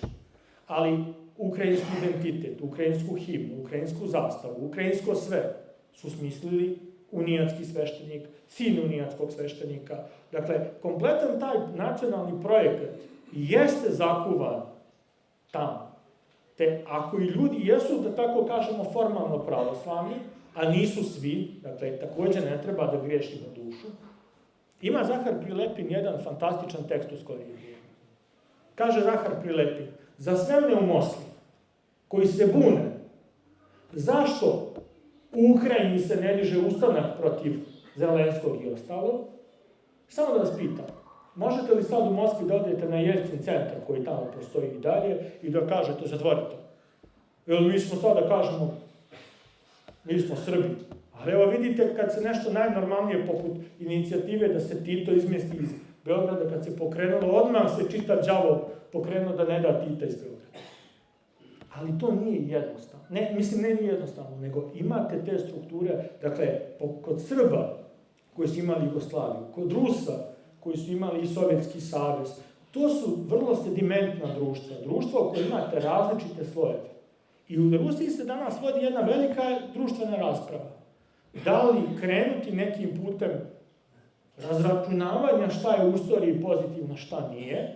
Dakle, postoje ljudi koji kažu mi ćemo iz ovog problema izaći samo ako spoznamo čistu, golu istorijsku istinu. Gdje smo pogriješili, a gdje nismo pogriješili. Ali postoje i oni ljudi koji kažu ako krenemo da spoznajemo istinu, doći ćemo do konflikta. I onda je važnije da sad imamo jedinstvo, nego da imamo istinu. A to nije baš tako laka, kako se kaže, nije to baš tako lako kao što se na prvi pogled čini. I s te strane, dakle, u Rusiji sada, paralelno sa ovim što se dešava, a dešava se, dakle, to da imate i rat, imate i blagostanje ekonomsko. Nama je danas Rusija u nekom vizualnom smislu nezamisliva. Da odete u Moskvu i u Petrograd, evo sad da pitam ovde naše ljude, da li biste željeli da vozite kinesko auto staro 2 godine ili Švabu starog 10 godina, ja mislim da bi 90% ljudi rekao Volkswagen star 10 godina, 500.000, neki prešao bolje nego kineski. Ali da vidite recimo Ruse koji voze kineska auto proizvedena ili u Kini ili u samoj Rusiji, to su platforme obično Toyota, Mitsubishija, dakle starije platforme prepakovane, da vidite u vizualnom smislu na što to liči, ne biste se baš tako, što se kaže, taj svijet ima neku drugačiju perspektivu. I neću, htio sam samo da kažem, mi često poredimo sebe i Ruse. Razmišljamo, neke su iluzije zajedničke. Ono što je kod nas Avnojevska svijest, tamo nekad Srbija, neka Bosna, neka Crna Gora, nešto, toga ima mnogo i u Rusiji. To možete da vidite, ta sovjetska svijest, možete da vidite kad su Ukrajinci sad napali Kursk, imali ste čitavu jednu histeriju društvenog, napadoše Rusiju. A i ove bivše republike su i u formalnom i u suštinskom smislu dio Rusije. Dakle, ali to je ta inercija. Dakle, dok to vam je kao da je, recimo, zamislite da je hrvatska vojska ipak nakon Hrvatske krajine prešla iz Vukovara u Šid, recimo. Bilo bi napadoše konačno Srbiju, tako? Dakle, avnojevska svijest funkcioniše s jedne strane tako, ali ima jedna velika stvar u Rusiji. Ulazim u Petrograd u ogromnu, preglomaznu, na Nevskom prospektu, na centralnoj Petrogradskoj ulici, ogromnu prodavnicu knjiga. 5 spratova. I jedan sprat je samo istorija Rusije, ništa drugo. I iz istorije Rusije, znači koja je čitav jedan sprat, imate jednu ogromnu policu, gdje samo piše Donbas. I znači, knjige su vezane za istoriju Donbasa, novinarske reportaže, istorijske knjige, romani koji su povezani za to. Ja vas sada pitam, evo, u Rusiji ima mnogo ljudi koji ne žele prosto rat, hoće da se završe, hipika, raznoraznih i to. I ta knjižara je, to vam je ona tipična knjižara kao Vulkan, Laguna, one klasične knjižare gdje ulaze djevojčice sa onim japanskim frizurama da kupe novi olovku, anime i tako dalje. Ali ja vas pitam jednu stvar. Ja ne znam, evo Steva i Miloš su tu, pa nek mi isprede. Ne znam da sam ikad u Beogradu i u jednoj velikoj knjižari vidio policu gde piše Republika Srpska ili Republika Srpska Krajina. Niti to danas postoji, ja ne vjerujem ni da je 92. postojalo tako nešto. Dakle, tu se stvari ipak pomjeraju naprijed. Dakle, to je ono što ohrabruje tako. Ima mnogo slojeva, komunizma, svi smo mi takvi. Hajde, evo, pošteno da se zagledamo. Naš čovjek, kad dođe do malo novca i stila, on kaže kapitalizam je carski. Pa zašto? Zato što je on dobitnik kapitalizma. Kad ostanemo bez posla, majka na bonove kupuje hranu, kažemo, vraćaj se socijalizmu, ravnilovka. Svi nek imaju isto, nek svi gladujemo ako gladuje mir. Svi mi negdje hoćemo i materijalno, svi bismo nešto i carstvo nebesko. Dakle, sve to što se u nama kuva se u Rusima. Nevjerovatno koliko smo mi na neki način i različiti, i oni piju crni čaj, mi pijemo kafu, i oni vole mnogo više cvijeća, mi, ne znam, nemamo tu kulturu, za neke stvari smo savršeno isti i razumijemo se, ali u nekoj dubini te protivrječnosti antropološke su iste. I tu postoji jedna vrsta zagonetke koju još niko nije uspio da riješi. A to je, mi kao ljudi mnogo bolje razmišljamo o sebi nego što jesmo. I mi mnogo više želimo nego što smo spremni da damo. I tu je sad veliki problem i Rusije i nas. Zato između ostalog imamo demografski problem. Mi bismo da nas ima, ali da mi ne moramo da rađamo. Mi bismo da se dobije rat, ali oni viši slojevi bi da njihova djeca ne ginu. Tako? Pa sad, u kriznoj smo situaciji, i jedni i drugi. Mi ili ćemo prevagnuti na jednu stranu ili na drugu stranu. I tu smo gdje smo. Sad ćemo da vidimo iz ove situacije na koje ćemo da izađemo. Ja sam iz Rusije došao osokoljen. To je jedno i dalje jako i moćno i veličanstveno i društvo i država i crkva, ali te unutrašnje dileme ćemo morati i Rusi i mi da riješimo što prije, jer postoji željezni zakon istorije da onaj kome se ne živi neće da preživi i onaj koji nije spreman da se grize za opstanak neće ni da opstane. I onaj koji nije spreman da u Bogu vidi nadu i spasenje neće je naći ni na zemlji. U tom kontekstu, profesore, treba li gubiti nadu i koliko su Rusi u istoriji vjerovali Zapadu i da li će konačno prestati na vjeru? Sad, to je to veliko pitanje Rusije. Rusi su kroz istoriju mnogo vjerovali Zapadu. I to je jedno od tih velikih tema o kojom je govorio otac Darko. Postoji ta standardna podjela u Rusiji na zapadnjake i takozvane slovenofile. Ti ljudi te grupacije se različitim imenima zovu. U to vreme ti ljudi koji su smatrani slovenofili, oni sebe nisu zvali slovenofili. Su bili prosto pravoslavni Rusi. Znači, postoji ta podjela kao i kod nas. Ali upravo sve vreme govorimo o tome da se sada tamo događa nešto veoma važno. I da ima sve više oni koji shvataju da je to zapadnjaštvo koje je praktično dovelo Rusiju do praktično prosječkog štapa tokom 90-ih, da je to bio put u propast. Sjećite se Jelcina i Kozirjeva, koji su pristajali na sve, pre njih Gorbačov i Ševardnadze. I na kraju su doterali dotle da je na kraju Medina Albarit rekla, pa kaže, taj Sibir, ti resursi Sibira, ne može to jedna zemlja da kontroliše, mora će to da se podeli. Znači, naučili su lekciju da, koliko god to zvučalo možda vama večeras strašno ili možda grubo i suviše odsečno, popuštanje u odnosima sa Zapadom vodi u propast. Naročito s anglosaksonsima. Oni razumeju samo jezik sile. Tu lekciju smo i mi naučili, ali mi nismo kao numerički mali narod, duhovno mi nismo mali narod, mi nismo u stanju da sa njima razgovaramo na taj način, da smo umeli da zarobljavamo NATO oficire i ih vezujemo za Atene i tako dalje, i to smo bili prvi na planeti koji su tako nešto radili, nisi pre svega na Srbije iz Republike Srpske. Nekome to može sad da zvuči kao razmetanje grupiranje i tako dalje, ali u svim udžbenicima istorije piše sada i pisat će da je prvi narod koji je zaratio sa NATO paktom, to su Srbi.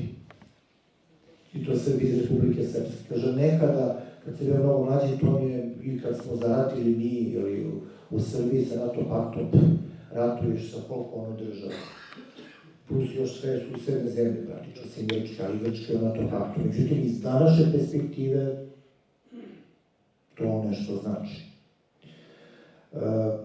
U odgovoru na tvoje pitanje, Cvijane, jednostavno ti ljudi se sada bude, osvešćuju, shvatili su koliko puta su slagani, prevareni, čini se da je ta svest više sazrela na vrhu nego u drugim, doslovno rečeno nižim društvenim slojima.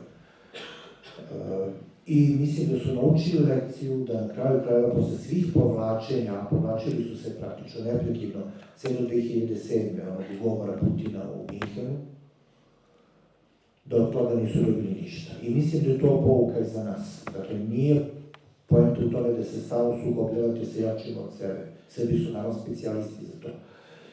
Ali neprekidno popuštanje vodi u propast. Primer, Jelcinova Rusija i današnja Severna Makedonija. Te Makedonce pristali su na sve. I gde su sad, evo, najnovija vest da su razdvojili pregovore, Evropska unija je razdvojila pregovore o pristupanju Albanije i Severne Makedonije. Albanija ispunjava uslove, te početne uslove, a Severna Makedonija još ne ispunjava. Znači, to je ta lekcija koju su Rusi koji su pažljivije pratili naš rat, naučili još dok su pratili šta se ovdje događa, ali ubedljiva većina to sada uči na sopstvenoj koži. Znači, sa njima, pre svega mislim na anglosaksonce koje poznajem, sa njima oni razumeju samo silu. I to je prosto tako. Znači, povlačenje ne vodi nikuda. Da li će doći do oslobođenja, ja u to ne sumnjam. Dakle, mi iza sebe u ovom trenutku imamo jednu veliku silu sa ogromnim nuklearnim potencijalom. To je Rusija. Kaže, mi imamo iza sebe. Rusija je velika sila, ona ima svoje interese. Ti ruski interesi ne moraju 100% da se poklope sa srpskim interesima. Bilo je u našoj istoriji razilaženja, ali u ovom trenutku je tako. Pogotovo se to može reći za Republiku Srpsku, koja osjeća podršku Rusije. To je nešto. Naša situacija nije laka, Republiku Srpsku hoće da ugase, Srbiju hoće da rasparčaju, da se pretvore u rudno jalovište, ali tu je Rusija. I ovaj rat svi dobro osjećamo. Svi znamo da se ovaj rat na istoku vodi i za nas. I da se naše sudbine odlučuje tamo. To iskustvo smo svi stekli. Bojim se, dugoročno sam optimista, ali kratkoročno sam pesimista. Mislim da nas tek čekaju velike iskušenja, šta će i kako biti u kojim pravcima će ovo ići, razmišljajući na osnovu analogija sa prethodnim krizama, mi idemo ka velikom obračunu, voz je na šinama i on ide u provaliju. Možda sam prošli put o tome govorio, ali Bog je dobri onaj skretničar, železničar koji će možda povući ono pa će voz da skrene i neće se survati dole. Ali NATO pakt nas je postavio na šine koje vode u propast. I mislim da mi nismo u nuklearnom ratu samo zahvaljujući strpljenju ljudi kao što su Putin, Lavrov i ostali. Imali su toliko povoda da uđu u nuklearni sukob. Sjetite se 61. kad su Amerikanci hteli da uđu u Treći svjetski rat zbog postavljanja raketa na Kubi. Šta je Kuba u odnosu na Ukrajinu? Znači, ja od 2014. u stvari se pitam šta Rusi čekaju i zašto ne govore na odlučnije, jasnije i zašto ne šalju jasnije na upozorenje. Sad su počeli da, čini mi se skorije, šalju jasne poruke o svom nuklearnom potencijalu i da neće dozvoliti uništenje svoje otadžbine. I to je jedini način da sa druge strane shvate poruku. Ali opet, evo, pre neki dan slušam intervju na jednoj američkoj televiziji, agresivni voditelj kaže, pa evo, je rekao Putin da će, ako im damo avione, da će ući u rat. Da li smo im avione? Nije ušao u rat. Je rekao Putin, ako im damo to i to, da nije rekao da će ući u rat, ali rekao da će to, pa evo nije. Dakle, čovjek je drzak i čovjek izaziva sudbinu. Nekad se pitam, s obzirom na celu tu jednu woke ideologiju koja je vladala Zapadom, koja se okrenula protiv porodice, protiv porodičnih vrednosti, koja zaista sad izgleda kao jedno samoubilačka ideologija koja je vladala Zapadom, obračun sa sopstvenom istorijom, sopstvenim predanjem, obračun sa porodicom. Da li možda ovo čikanje Rusije, ovo izazivanje Rusije u stvari kao neka vrsta podsvesne potrebe za samouništenje? S obzirom na to što su uradili od sopstvenih zemalja. Pogledajte Nemačku na što liči danas, ili Britaniju. Nisu siromašni, ali provozite se malo železnicom, letite avionima njihovim, vidite šta se događa tamo. To nije ona Nemačka koja se seća. I ne meri se sve brojem evra u džepu, imaju i nekih drugih mera. Čak i na tom planu, mislim, to je... Pa čak i na tom planu, naravno. Hoću da kažem, nekad mi se čini da oni prosto čikaju i izazivaju sopstveno samouništenje. Ali naša civilizacija, mi hoćemo da živimo. To je ta igra koja se sad igra i mislim da su sada Rusi, oni koji vode Rusiju, to sasvim osvestili. Znači, još jednom da kažem, kratkoročno sam pesimista, dugoročno sam i tekakav optimista. A nije, prosti, ja sam samo htio da kažem, pazite, ja u Petrogradu otvaram novosti i vidim vijest, Volkswagen zatvara sve fabrike u Njemačkoj. Čovjek razmišlja kao ovo neka tipa ruska propaganda, zanimljivo, ču Volkswagen i nema auta u Njemačkoj. Vratim se ovdje i provjerim vijest. Nije baš da su stavili odmah katanac, ali zbog nedostatka ruskog gasa, to je to. Ne treba da razmišljamo o Njemačkoj kao onako kako smo navikli 60-ih. Nama su te slike 60-ih, 70-ih. To je bogata industrija, a ovamo je ona socijalistička fukara. A s druge strane, kad pogledate, Rusija uz pomoć tehnološkog naslanjanja na Kinu i dalje drži neki nivo industrializacije, Stevan o tome puno više zna, dok s ove strane Evropa postaje sve više deindustrializovano društvo. Tako da malo i mi moramo, kako da kažem, i mi smo svi zarobljenici nekih slika iz prošlosti. A to nije baš tako, treba otići pa vidjeti malo. I u kontekstu toga, a i ovo što je profesor govorio, Stevane, sad svi znamo kako Putin i Lavrov tako razmišljaju, ali kako običan Rus gleda na... Srbi bolje znaju od njih sami. Ali kako običan Rus gleda na budućnost Rusije i ovo što je još jedno, svi smo pomalo pominjali tu kulturu i taj sukob istoka i zapada u kontekstu kulture, kako se to odražava na rusko društvo? To je odlično pitanje, zato što je dobro pitanje šta je običan Rus.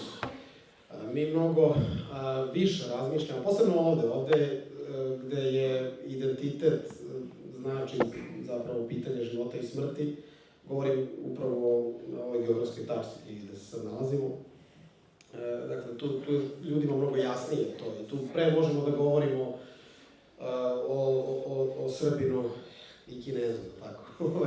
Znači, nego što je to u Rusiji. I ono što je karakteristično za Rusiju, to je da 100 godina praktično oni imaju jedno veliko identitetsko iskušenje. Otac Darko je pomenuo mlade Ruse, koji su takođe vrlo heterogeni, vi ih vidimo u Beogradu, ima ih raznih. Pre nekoliko godina meni je ovako bilo zanimljivo to što sam video jedan talas nihilizma koji se pojavio.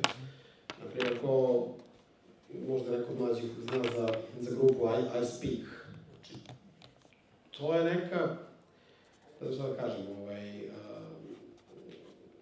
neka težnja ka smrti, jedan nihilistički vapaj za ništavilom u umetnosti koji vidimo tamo. S druge strane, imamo drugi odraz tog odsustva zapravo ruskog identiteta, pravog ruskog identiteta,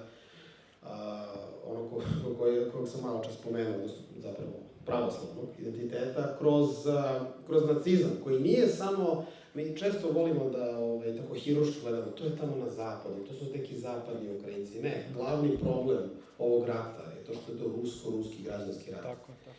I što ti ljudi koji su današnji nosioci ukrajinskog ustaštva, tako moram da ga nazovem da bi se da bi ljudi razumeli o čemu pričamo, to su Rusi. Tako.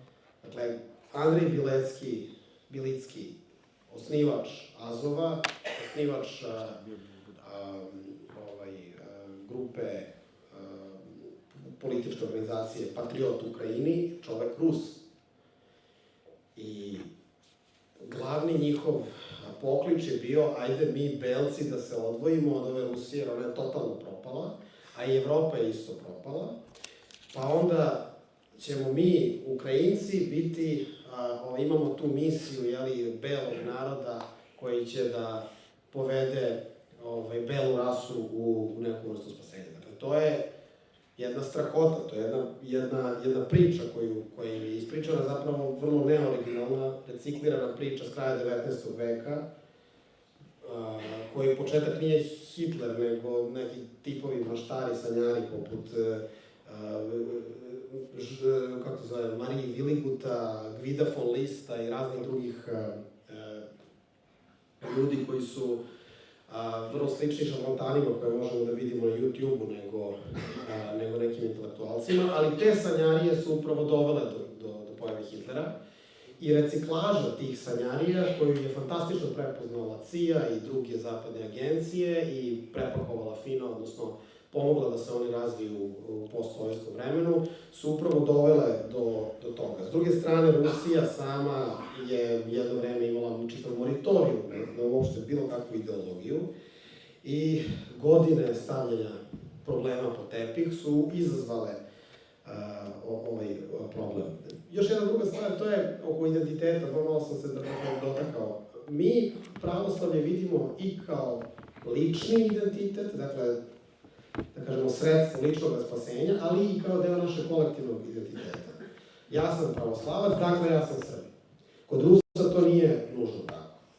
Dakle, Rus često može da bude u isto vreme vrlo duhovan, vrlo pravoslavan, a da bude potpuno protiv zapravo nečega što je Srbima očigledno kao ruski nacionalni interes. Da kaže, šta ćemo mi u Ukrajini, to nije naš rat, ovo je besmisleno i tako dalje. Dakle, nešto što bi nama bilo potpuno nezamislivo, tamo je moguće. To nije pravilo, ali nije ni toliki izuzetak. Dakle, toga ima. Ono što se sada dešava u Rusiji, ja mislim da je na neki način bilo i nužno.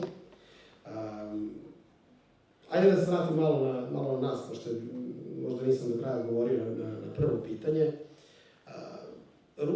Srbe jesu uvek pomagali, ali nismo im u potpunosti bili uvek u fokusu. Rusi su imali grčki projekat, imali su bugarski projekat, oba su propala. Oba su bila oteta, jedan od Britanaca, drugi od Nemaca, Austrijanaca.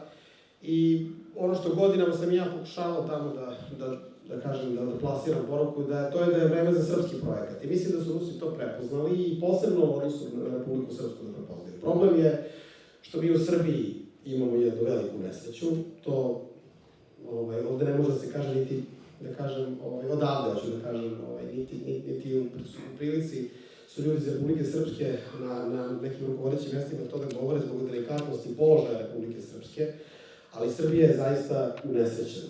Dakle, mi imamo ucenjene ljude na vlasti koji provode program uništenja naše države i naroda kroz stvaranje, kao što je profesor Ković rekao, pretvaranje Srbije u koloniju NATO-a, kroz takozvane briselske pregovore koji nisu nikakvi pregovori, to je bila jedna pozorišna predstava koju je organizovao NATO pakt, u kome ste imali navodno 3 strane.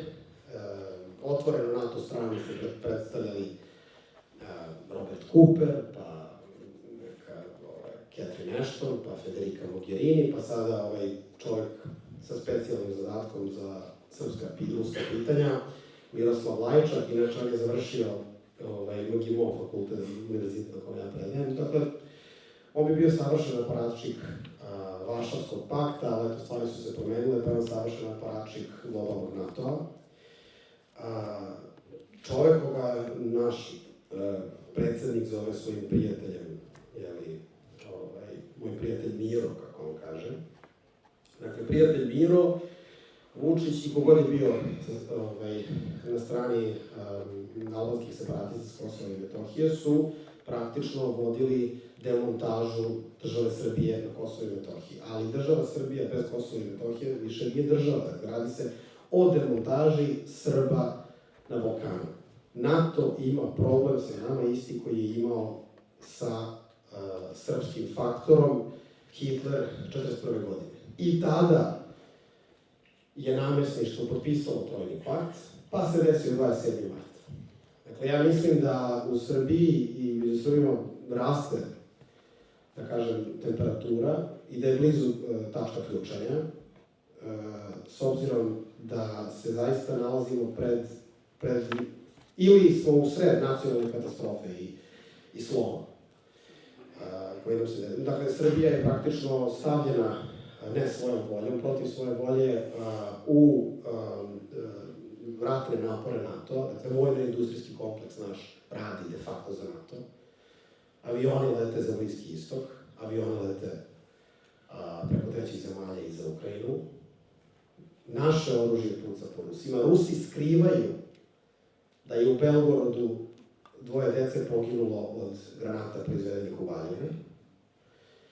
Rusi našu sramotu skrivaju zato što znaju da to nije srpski narod. Ali mi imamo problem i to je možda problem tih ritmova. Dakle, kada smo mi pokazivali u političkom smislu životnosti, kada smo se tukli otvoreno sa NATO-om, Rusija je imala vrlo jednostrano rukovodstvo tokom 90. godina, dakle Jelcinova. Sada u Srbiji postoji problem, ali Bogu hvala, Rusi razumeju razliku koju dugo nisu razumeli, koji nisu razumeli u Jermeniji, koji nisu razumeli u Kazahstanu možda, u nekim bližim republikama, razliku između naroda i državnog rukovodstva. I ako ste primetili, poslednjih 5-6 godina otprilike, uvek se kaže da što se tiče Kosova, Rusija će uvek stajati uz interese srpskog naroda. Ranije je formulacija bila šta god se dogovore Beograd i Priština. Tako da to je jedna vrlo bitna razlika. Ono što mislim da će se dogoditi, i tu se potpuno sa profesorom Kovićem slažem, dakle, kratkoročno nas očekuje svašta, ali dugoročno, krah koji će doživjeti globalni NATO, uz Božju pomoć, morat će da se odrazi na nas. Dakle, pitanje Kosova i pitanje Srba na Balkanu, to nije poziv na našu pasivnost, da treba da sad legnemo i sačekamo taj moment. Ali to će biti pitanje imperijalnog prestiža i Rusije i Kine. Dakle, ne možemo mi da ostanemo poniženi, a da su oni pobednici. Te dve stvari ne mogu u isto vreme. Dakle, ako mi ostanemo poniženi, oni nisu pobednici. Mi smo prosto na takvom geografskom području koje pulsira, mi pre ostalih osetimo geopolitička pomeranja koja će se odraziti posle na drugih delovima planete. Ali upravo zbog toga, pošto smo mi bili simbol pobede kraja istorije, kako je to nazvao Francis Fukuyama, na isti način mi, ja mislim, ćemo morati biti simbol promene dakle, kraja promena koje se dešavaju u svetu. Sad, s obzirom da se mi nalazimo na krajini, u Ukrajini, tog novog sveta, da smo mi najzapadnija tačka, najzapadniji narod u kome se u isto vreme dve komponente spajaju, a to je slovenstvo i pravoslavlje. Mi smo prvi na udaru, mi smo na toj vatrenoj granici nove Evroazije, na njoj smo bili nikad nismo znali ni za termin Evroazija. Jednostavno smo se tu našli, takav nam je bio položaj i tako nam je bilo određeno mesto. To ne kažu samo naši prijatelji, to kažu i naši neprijatelji. Pre 10 godina u Beogradu, kod hotelu Metropol je bila konferencija u kojoj je bivši šef Stratfora, ja sam ovo puno puta ponovio, ali mislim da nije zgoraj da ponovo kažem, George Friedman rekao: kuva se u Evropi, kuva se u svetu, ne znam kako, ali ćete da budete deo te priče.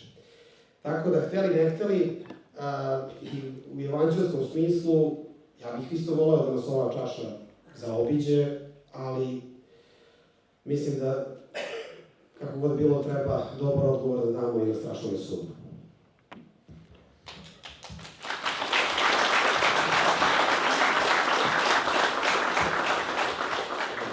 Hvala i privodimo kraju. Evo, ja sam pitanje iz publike malo pokušao da presaberem i da formiramo onda 3 pitanja za svakog od vas, s čime ćemo izvršiti. Oče Darko, sudbina ukrajinskog naroda i crkve u Ukrajini, ukratko.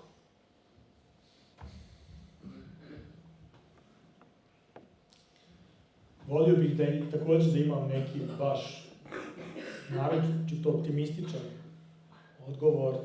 Naš profesor Bogoljub Šijaković je znao da kaže: mi hrišćani smo službeni optimisti. I evo, propadamo, ali ja sam optimista. Ja nisam službeni optimista. Ja mislim prosto da će sudbina biti takva. Dokle Rusija bude mogla da projektuje neku moć, da li eksplicitno uključivanje u državne granice, da li neki oblik nekog kompromisa, dogovora.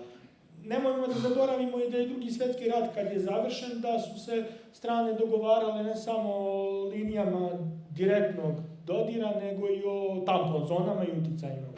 Dakle, Miloš će tu znati kud i kamo, koliko je to sad moguće ili nije, ali pravilo vrlo jednostavno. Dokle Rusija mogla da dobaci, dokle će u fizičkom smislu moći da opstane pravoslavlje kakvim ga mi poznajemo i ono što mi podrazumevamo pod pravoslavlje. U međuvremenu, i u Ukrajini, i mimo Ukrajine, doći će, i mislim vrlo brzo, do dva procesa. Jedan je hibridizacija, pravljenje onoga što ja nazivam NATO pravoslavlje, dakle, pravoslavlje koje će imati mantije, sveštenike, crkve, ikone, ne znam šta se već ne, ali gdje će uvijek biti onako, kad vidite CNN i kažu vam da su sad psi isto što i ljudi, možete da sa pouzdanjem znate da će da bude opjelo nekom psu u nekoj grčkoj crkvi. To se na kraju krajeva i već desilo. A to hibridno pravoslavlje će prvo na prostoru Ukrajine da se spoji sa hibridnim rimokatoličanstvom.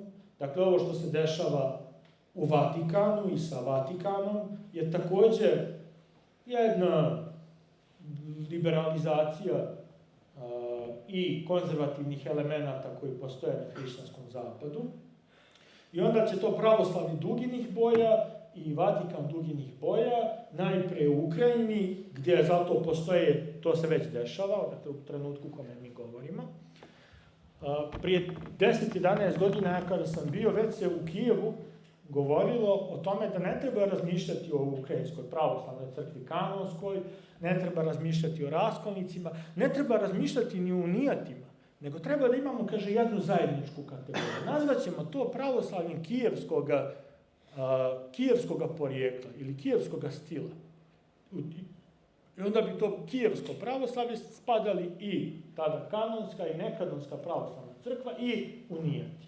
I onda se ta pod ratnim okolnostima, kad donesu jednog mrtvog ukrajinskog vojnika u neko selo u zapadnoj Ukrajini, onda se tu vrlo često pojave unijatski sveštenik i ovaj koga je priznala Carigradska patrijaršija, takozvane PCU pravoslavne crkve Ukrajine, oni zajedno služe, jedan uzme plavi epitrahilj, drugi uzme žuti epitrahilj da bi složili ukrajinsku zastavu, odsluže zajedno pjelo unijata i pravoslavni i ja očekujem, iskreno da budem već sledeće godine, kad je jubilej Nikejskog sabora, da neće biti nekih sad, kako da kažem, bit će to zajedničko kao proslavljanje Carigrada i, to jest Istanbula i Vatikana, ali ja ne očekujem da će biti nešto poput kad je patrijarh Atinagora skidao anatemu od 1054.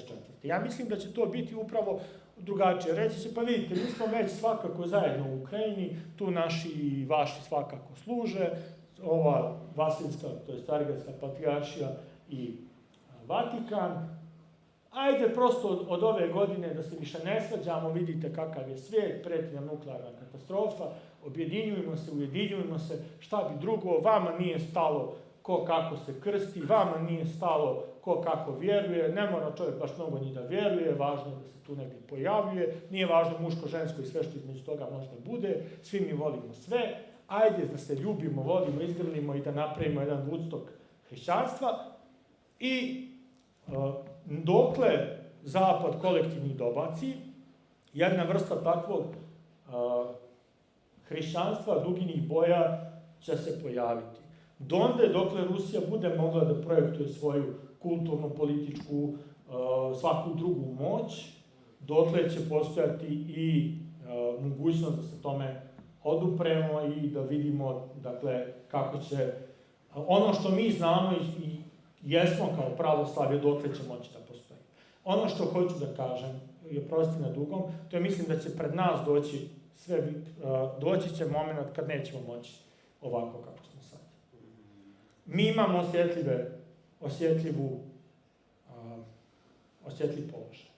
Ne samo geopolitički.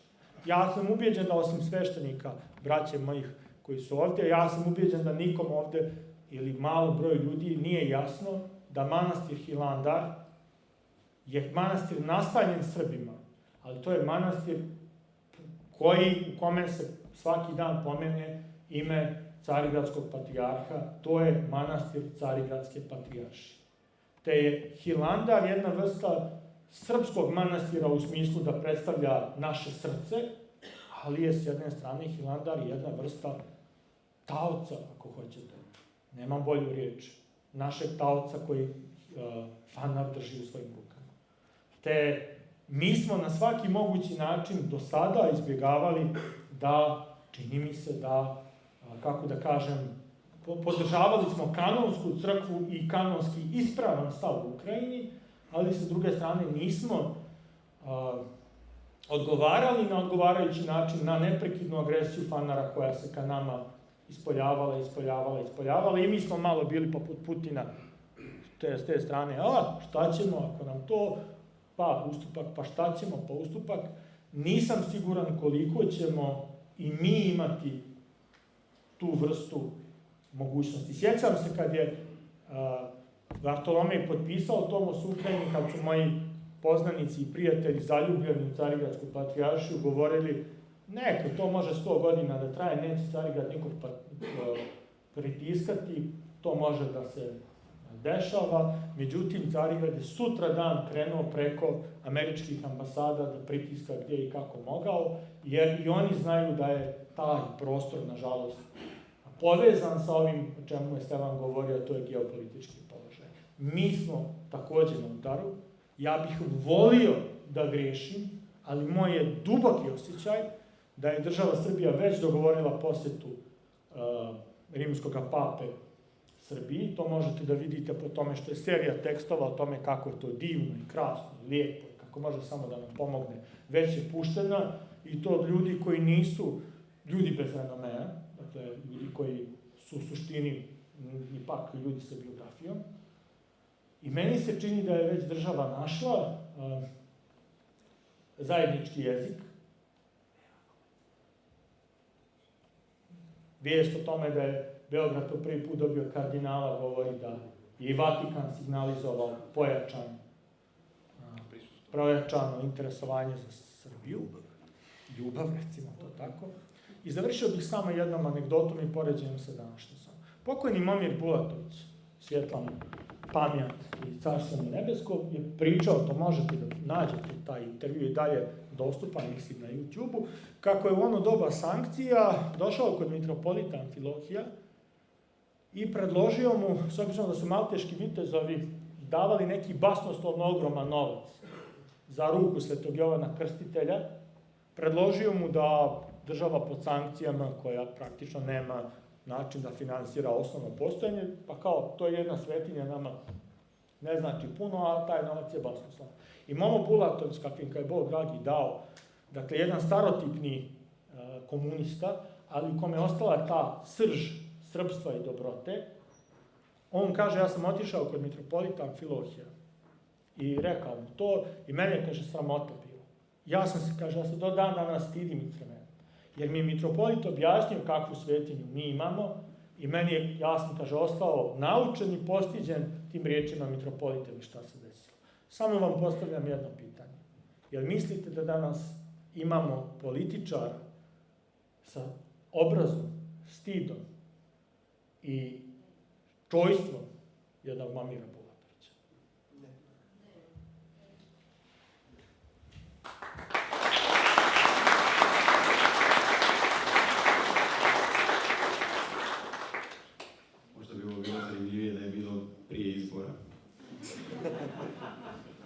Ja ih nisam rekao radi izbora, ja... Znam, kažem samo, ima i ta perspektiva, dobro.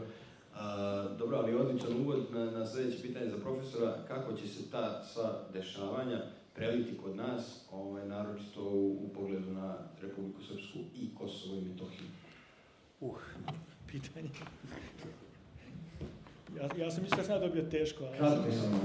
Kako da govorim, a da se vratim ovdje u Brčko?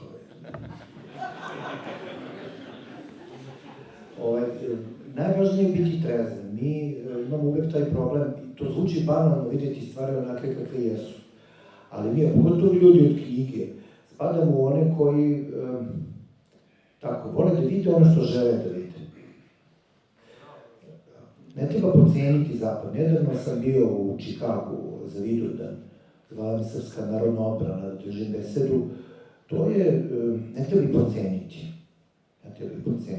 To je i dalje sila. Tu se i dalje sliva ta ogromna masa imigranata, ta biomasa koja i dalje veruje u sve te gluposti koje oni nude. To se vidi tamo. I tome i dalje ima mnogo para.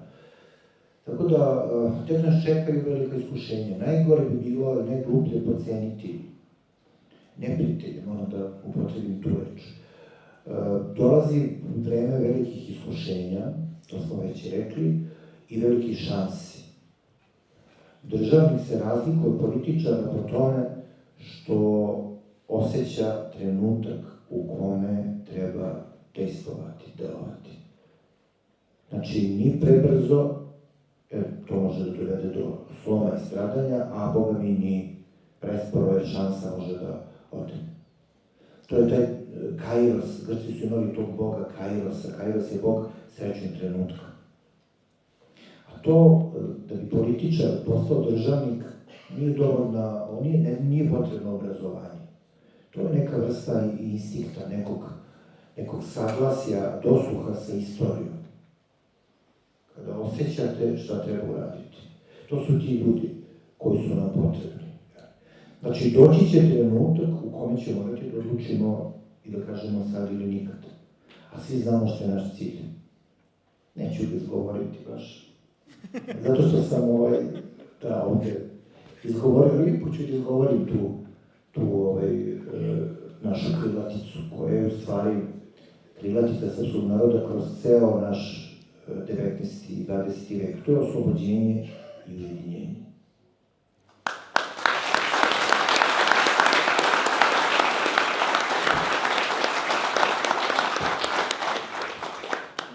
Mislim, htio bih u tom kontekstu, a obojici možda da na neki način odgovorim, ja ipak imam pouzdanje u naš narod i u te političare i mislim, mi iznjedrimo te koji treba da budu na tom mjestu u tom trenutku. I si službeni optimista. Tako je. On je valjda taj koji treba. I za kraj, Stevan, pitanje je, opet je kompleksno, ali molim te kratko, može li BRICS ili neka ta vrsta istočnog saveza u perspektivi parirati Zapadu u medijskom i kulturološkom smislu? Može. Kada? Mi imamo sad jedan interesantan vakum. Dakle, s jedne strane velike ideje generalno su propale, velike ideologije koje su započele sa francuskom revolucijom. Naravno, mislim da je srpska revolucija značajnija i od nje i od Hajićanske, koja je takođe nepravedno zapostavljena, jako je bitna. Valjda zato stalno maltretiraju interesnične Hajićane i Srbe, pošto su se pobunili, a nije im dato, pošto mi smo samo lažni belci, što kaže jedan moj prijatelj na engleskom, kaže white but not quite. Skoro. Dakle, vakum je u tom smislu što su ideje, velike ideje sve su bankrotirale. Mislim, možemo da pomenemo, interesantan je, nije u potpunosti tačan, ali možda, s njim možda se spori, ali interesantan je da je Duginov model, gde on govori o tri velike ideologije, liberalizmu u svim njegovim formama, komunizmu, odnosno socijalizmu i fašizmu u svim formama. Propustio konzervativizam, on tvrdi da ima razlog za to, mada, kažem, nije mnogo ubedljiv tu, ali u svakom slučaju dobar je model za razmišljanje. I on je ponudio četvrtu političku teoriju, ali više je ponudio kao znak pitanja nego kao konkretan odgovor. Dakle, rekao je šta sve ne valja do sad, ali ajde da vidimo šta valja. Ono što BRICS generalno povezuje, to je to da znaju šta neće. Ali i dalje možda ne znaju svi šta hoće, ili to šta hoće se razlikuje od države do države, od civilizacije do civilizacije, s obzirom da je BRICS ima mnoštvo civilizacija u sebi. U tom smislu mi je bilo zanimljivo, vi ste pomenuli taj putovanje u srce Azije, u srce Evroazije zapravo, to je jug Sibira, Altajska republika, gde žive Altajci, oni su preci svih turkmenskih naroda, i Kazaha, i Mongola, i Ujgura koji su ovdje južno u Kini. I vraćao sam se preko Turske posle i mogu da vam kažem da u Turskoj uopšte nema Turaka. Tako da malo liče na te svoje prapretke. Dakle, zaista se rađa jedan novi svet. Zaista je neverovatno kada, posebno u Evropi, ajde Amerika još i može i ima jedan ogroman potencijal, ako u Ameriku računamo ceo kontinent zajedno sa Kanadom, sa Australijom, to su ozbiljni resursi, ali kada jedna Letonija preti Rusiji, a vi letite kroz Rusiju 6 sati i tek ste na pola kad stignete. I onda vam kažu, stigli smo baš i blizu, evo samo još 500 km da prođemo kolima i tu smo. Znači, tih 500 km i svih tih 6 sati nepreglednih resursa, šuma, minerala, svega potrebnog, onda odete u bilo koji deo Rusije, to otac može svakako da potvrdi, zato što osjeća se da kad bi neki Marsovac sad došao u Rusiju i da mu kažu da nije rat i da ne može da zaključi da je rat, mislio bi da je ovo vreme najvećeg progresa i jedne eksplozije i kreativnosti i industrijskog razvoja i svakog drugog razvoja koji ta zemlja i ta civilizacija proživljava. Ono u čemu svi oni pariraju, to jeste, ja mislim, zapravo savest. Ako možemo da kažemo da je nešto ideologija BRICS-a, to je savest. Ja mislim da srpski narod su karakterisale te dve osobine. Svest, dakle svest o tome ko su sve Srbi, ono čemu Giferdin govori. Dakle, da neki Srbin iz centralne Bosne ima osjećaj i za Kosovo, pa ima i za staru Srbiju, pa ima i za tamo neke zapadne Srbe, još zapadnije od njega, i ima osjećaj da u Sent Andreji postoje neki Srbi i tako dalje, pa čak i za ove Abisince ima osjećaj, a ne samo za ove Srbe u užem smislu. Dakle, to je ta jedna svest o prostoru, ali savest je možda još bitnija. Kako je to moguće? Čime objasniti da Srbi posle gadnog građanskog rata koji imao i jednu tu internacionalnu komponentu, gde su džihadisti dolazili iz celog sveta, ovde baš, 2011. nepogrešivo znaju da treba da podrže Libiju. I da je Muammar Gaddafi, koji je čak na početku rata, građanskog rata, odnosno ratova za jugoslovensko nasleđe, slao neku pomoć ovde strani koja je bila protiv Srba, doduše on je promenio svoje mišljenje i takako i čak je slao i Saveznoj Republici Jugoslavije i veliku pomoć posle, ali da on zapravo se nalazi u onom položaju u kome su se našli Srbi 92. 3. 4. 99. 2001. pa i do dan danas na razne hibridne načine.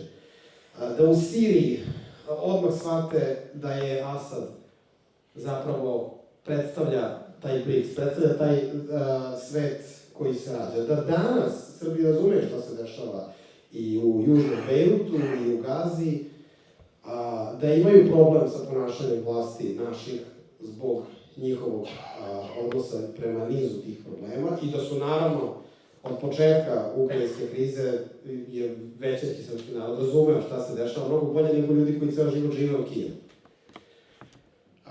Dakle, savest je možda nešto što povezuje čitav taj svet i odnos prema istini i prema laži. Ja mislim da je to nešto što je očigledno. Ja mislim da je zapravo ta promena medijske paradigme se već dogodila. Dakle, monopol na istinu koji je imao CNN je razbijen.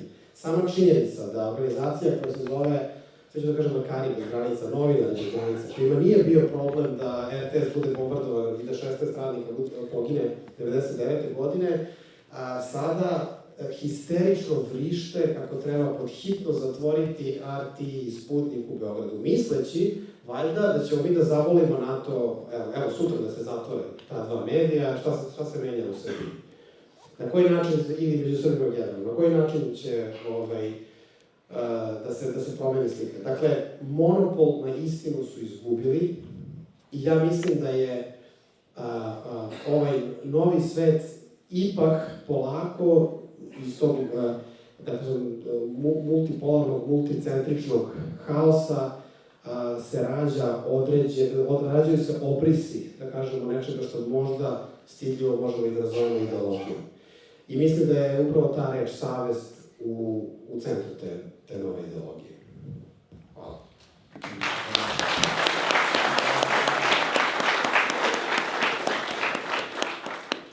Pa evo, u stvari, i da zaključim, u stilu Stelanovog đeda, uvijek se osjećujući preispitivanjem samog sebe sa tom šajkačom i možda sučući brke i postavljajući pitanje da li je Rusija veća od kolektivnog zapada i na kraju krajeva šta kaže Kinez, da ostanemo sa tim pitanjima. Kao što znate, otac Darko i profesor Kovović već su ponijeli trobojku iz Brčkog i nadamo se da su je sa ponosom donijeli u Foču i Beograd, a na neki način nose je sa sobom i gdje god pođu. Pa ćemo isto zamoliti i mladog gospodina Stevana Gajića da srpsku trobojku pronese kroz Srbiju, Rusiju i da sva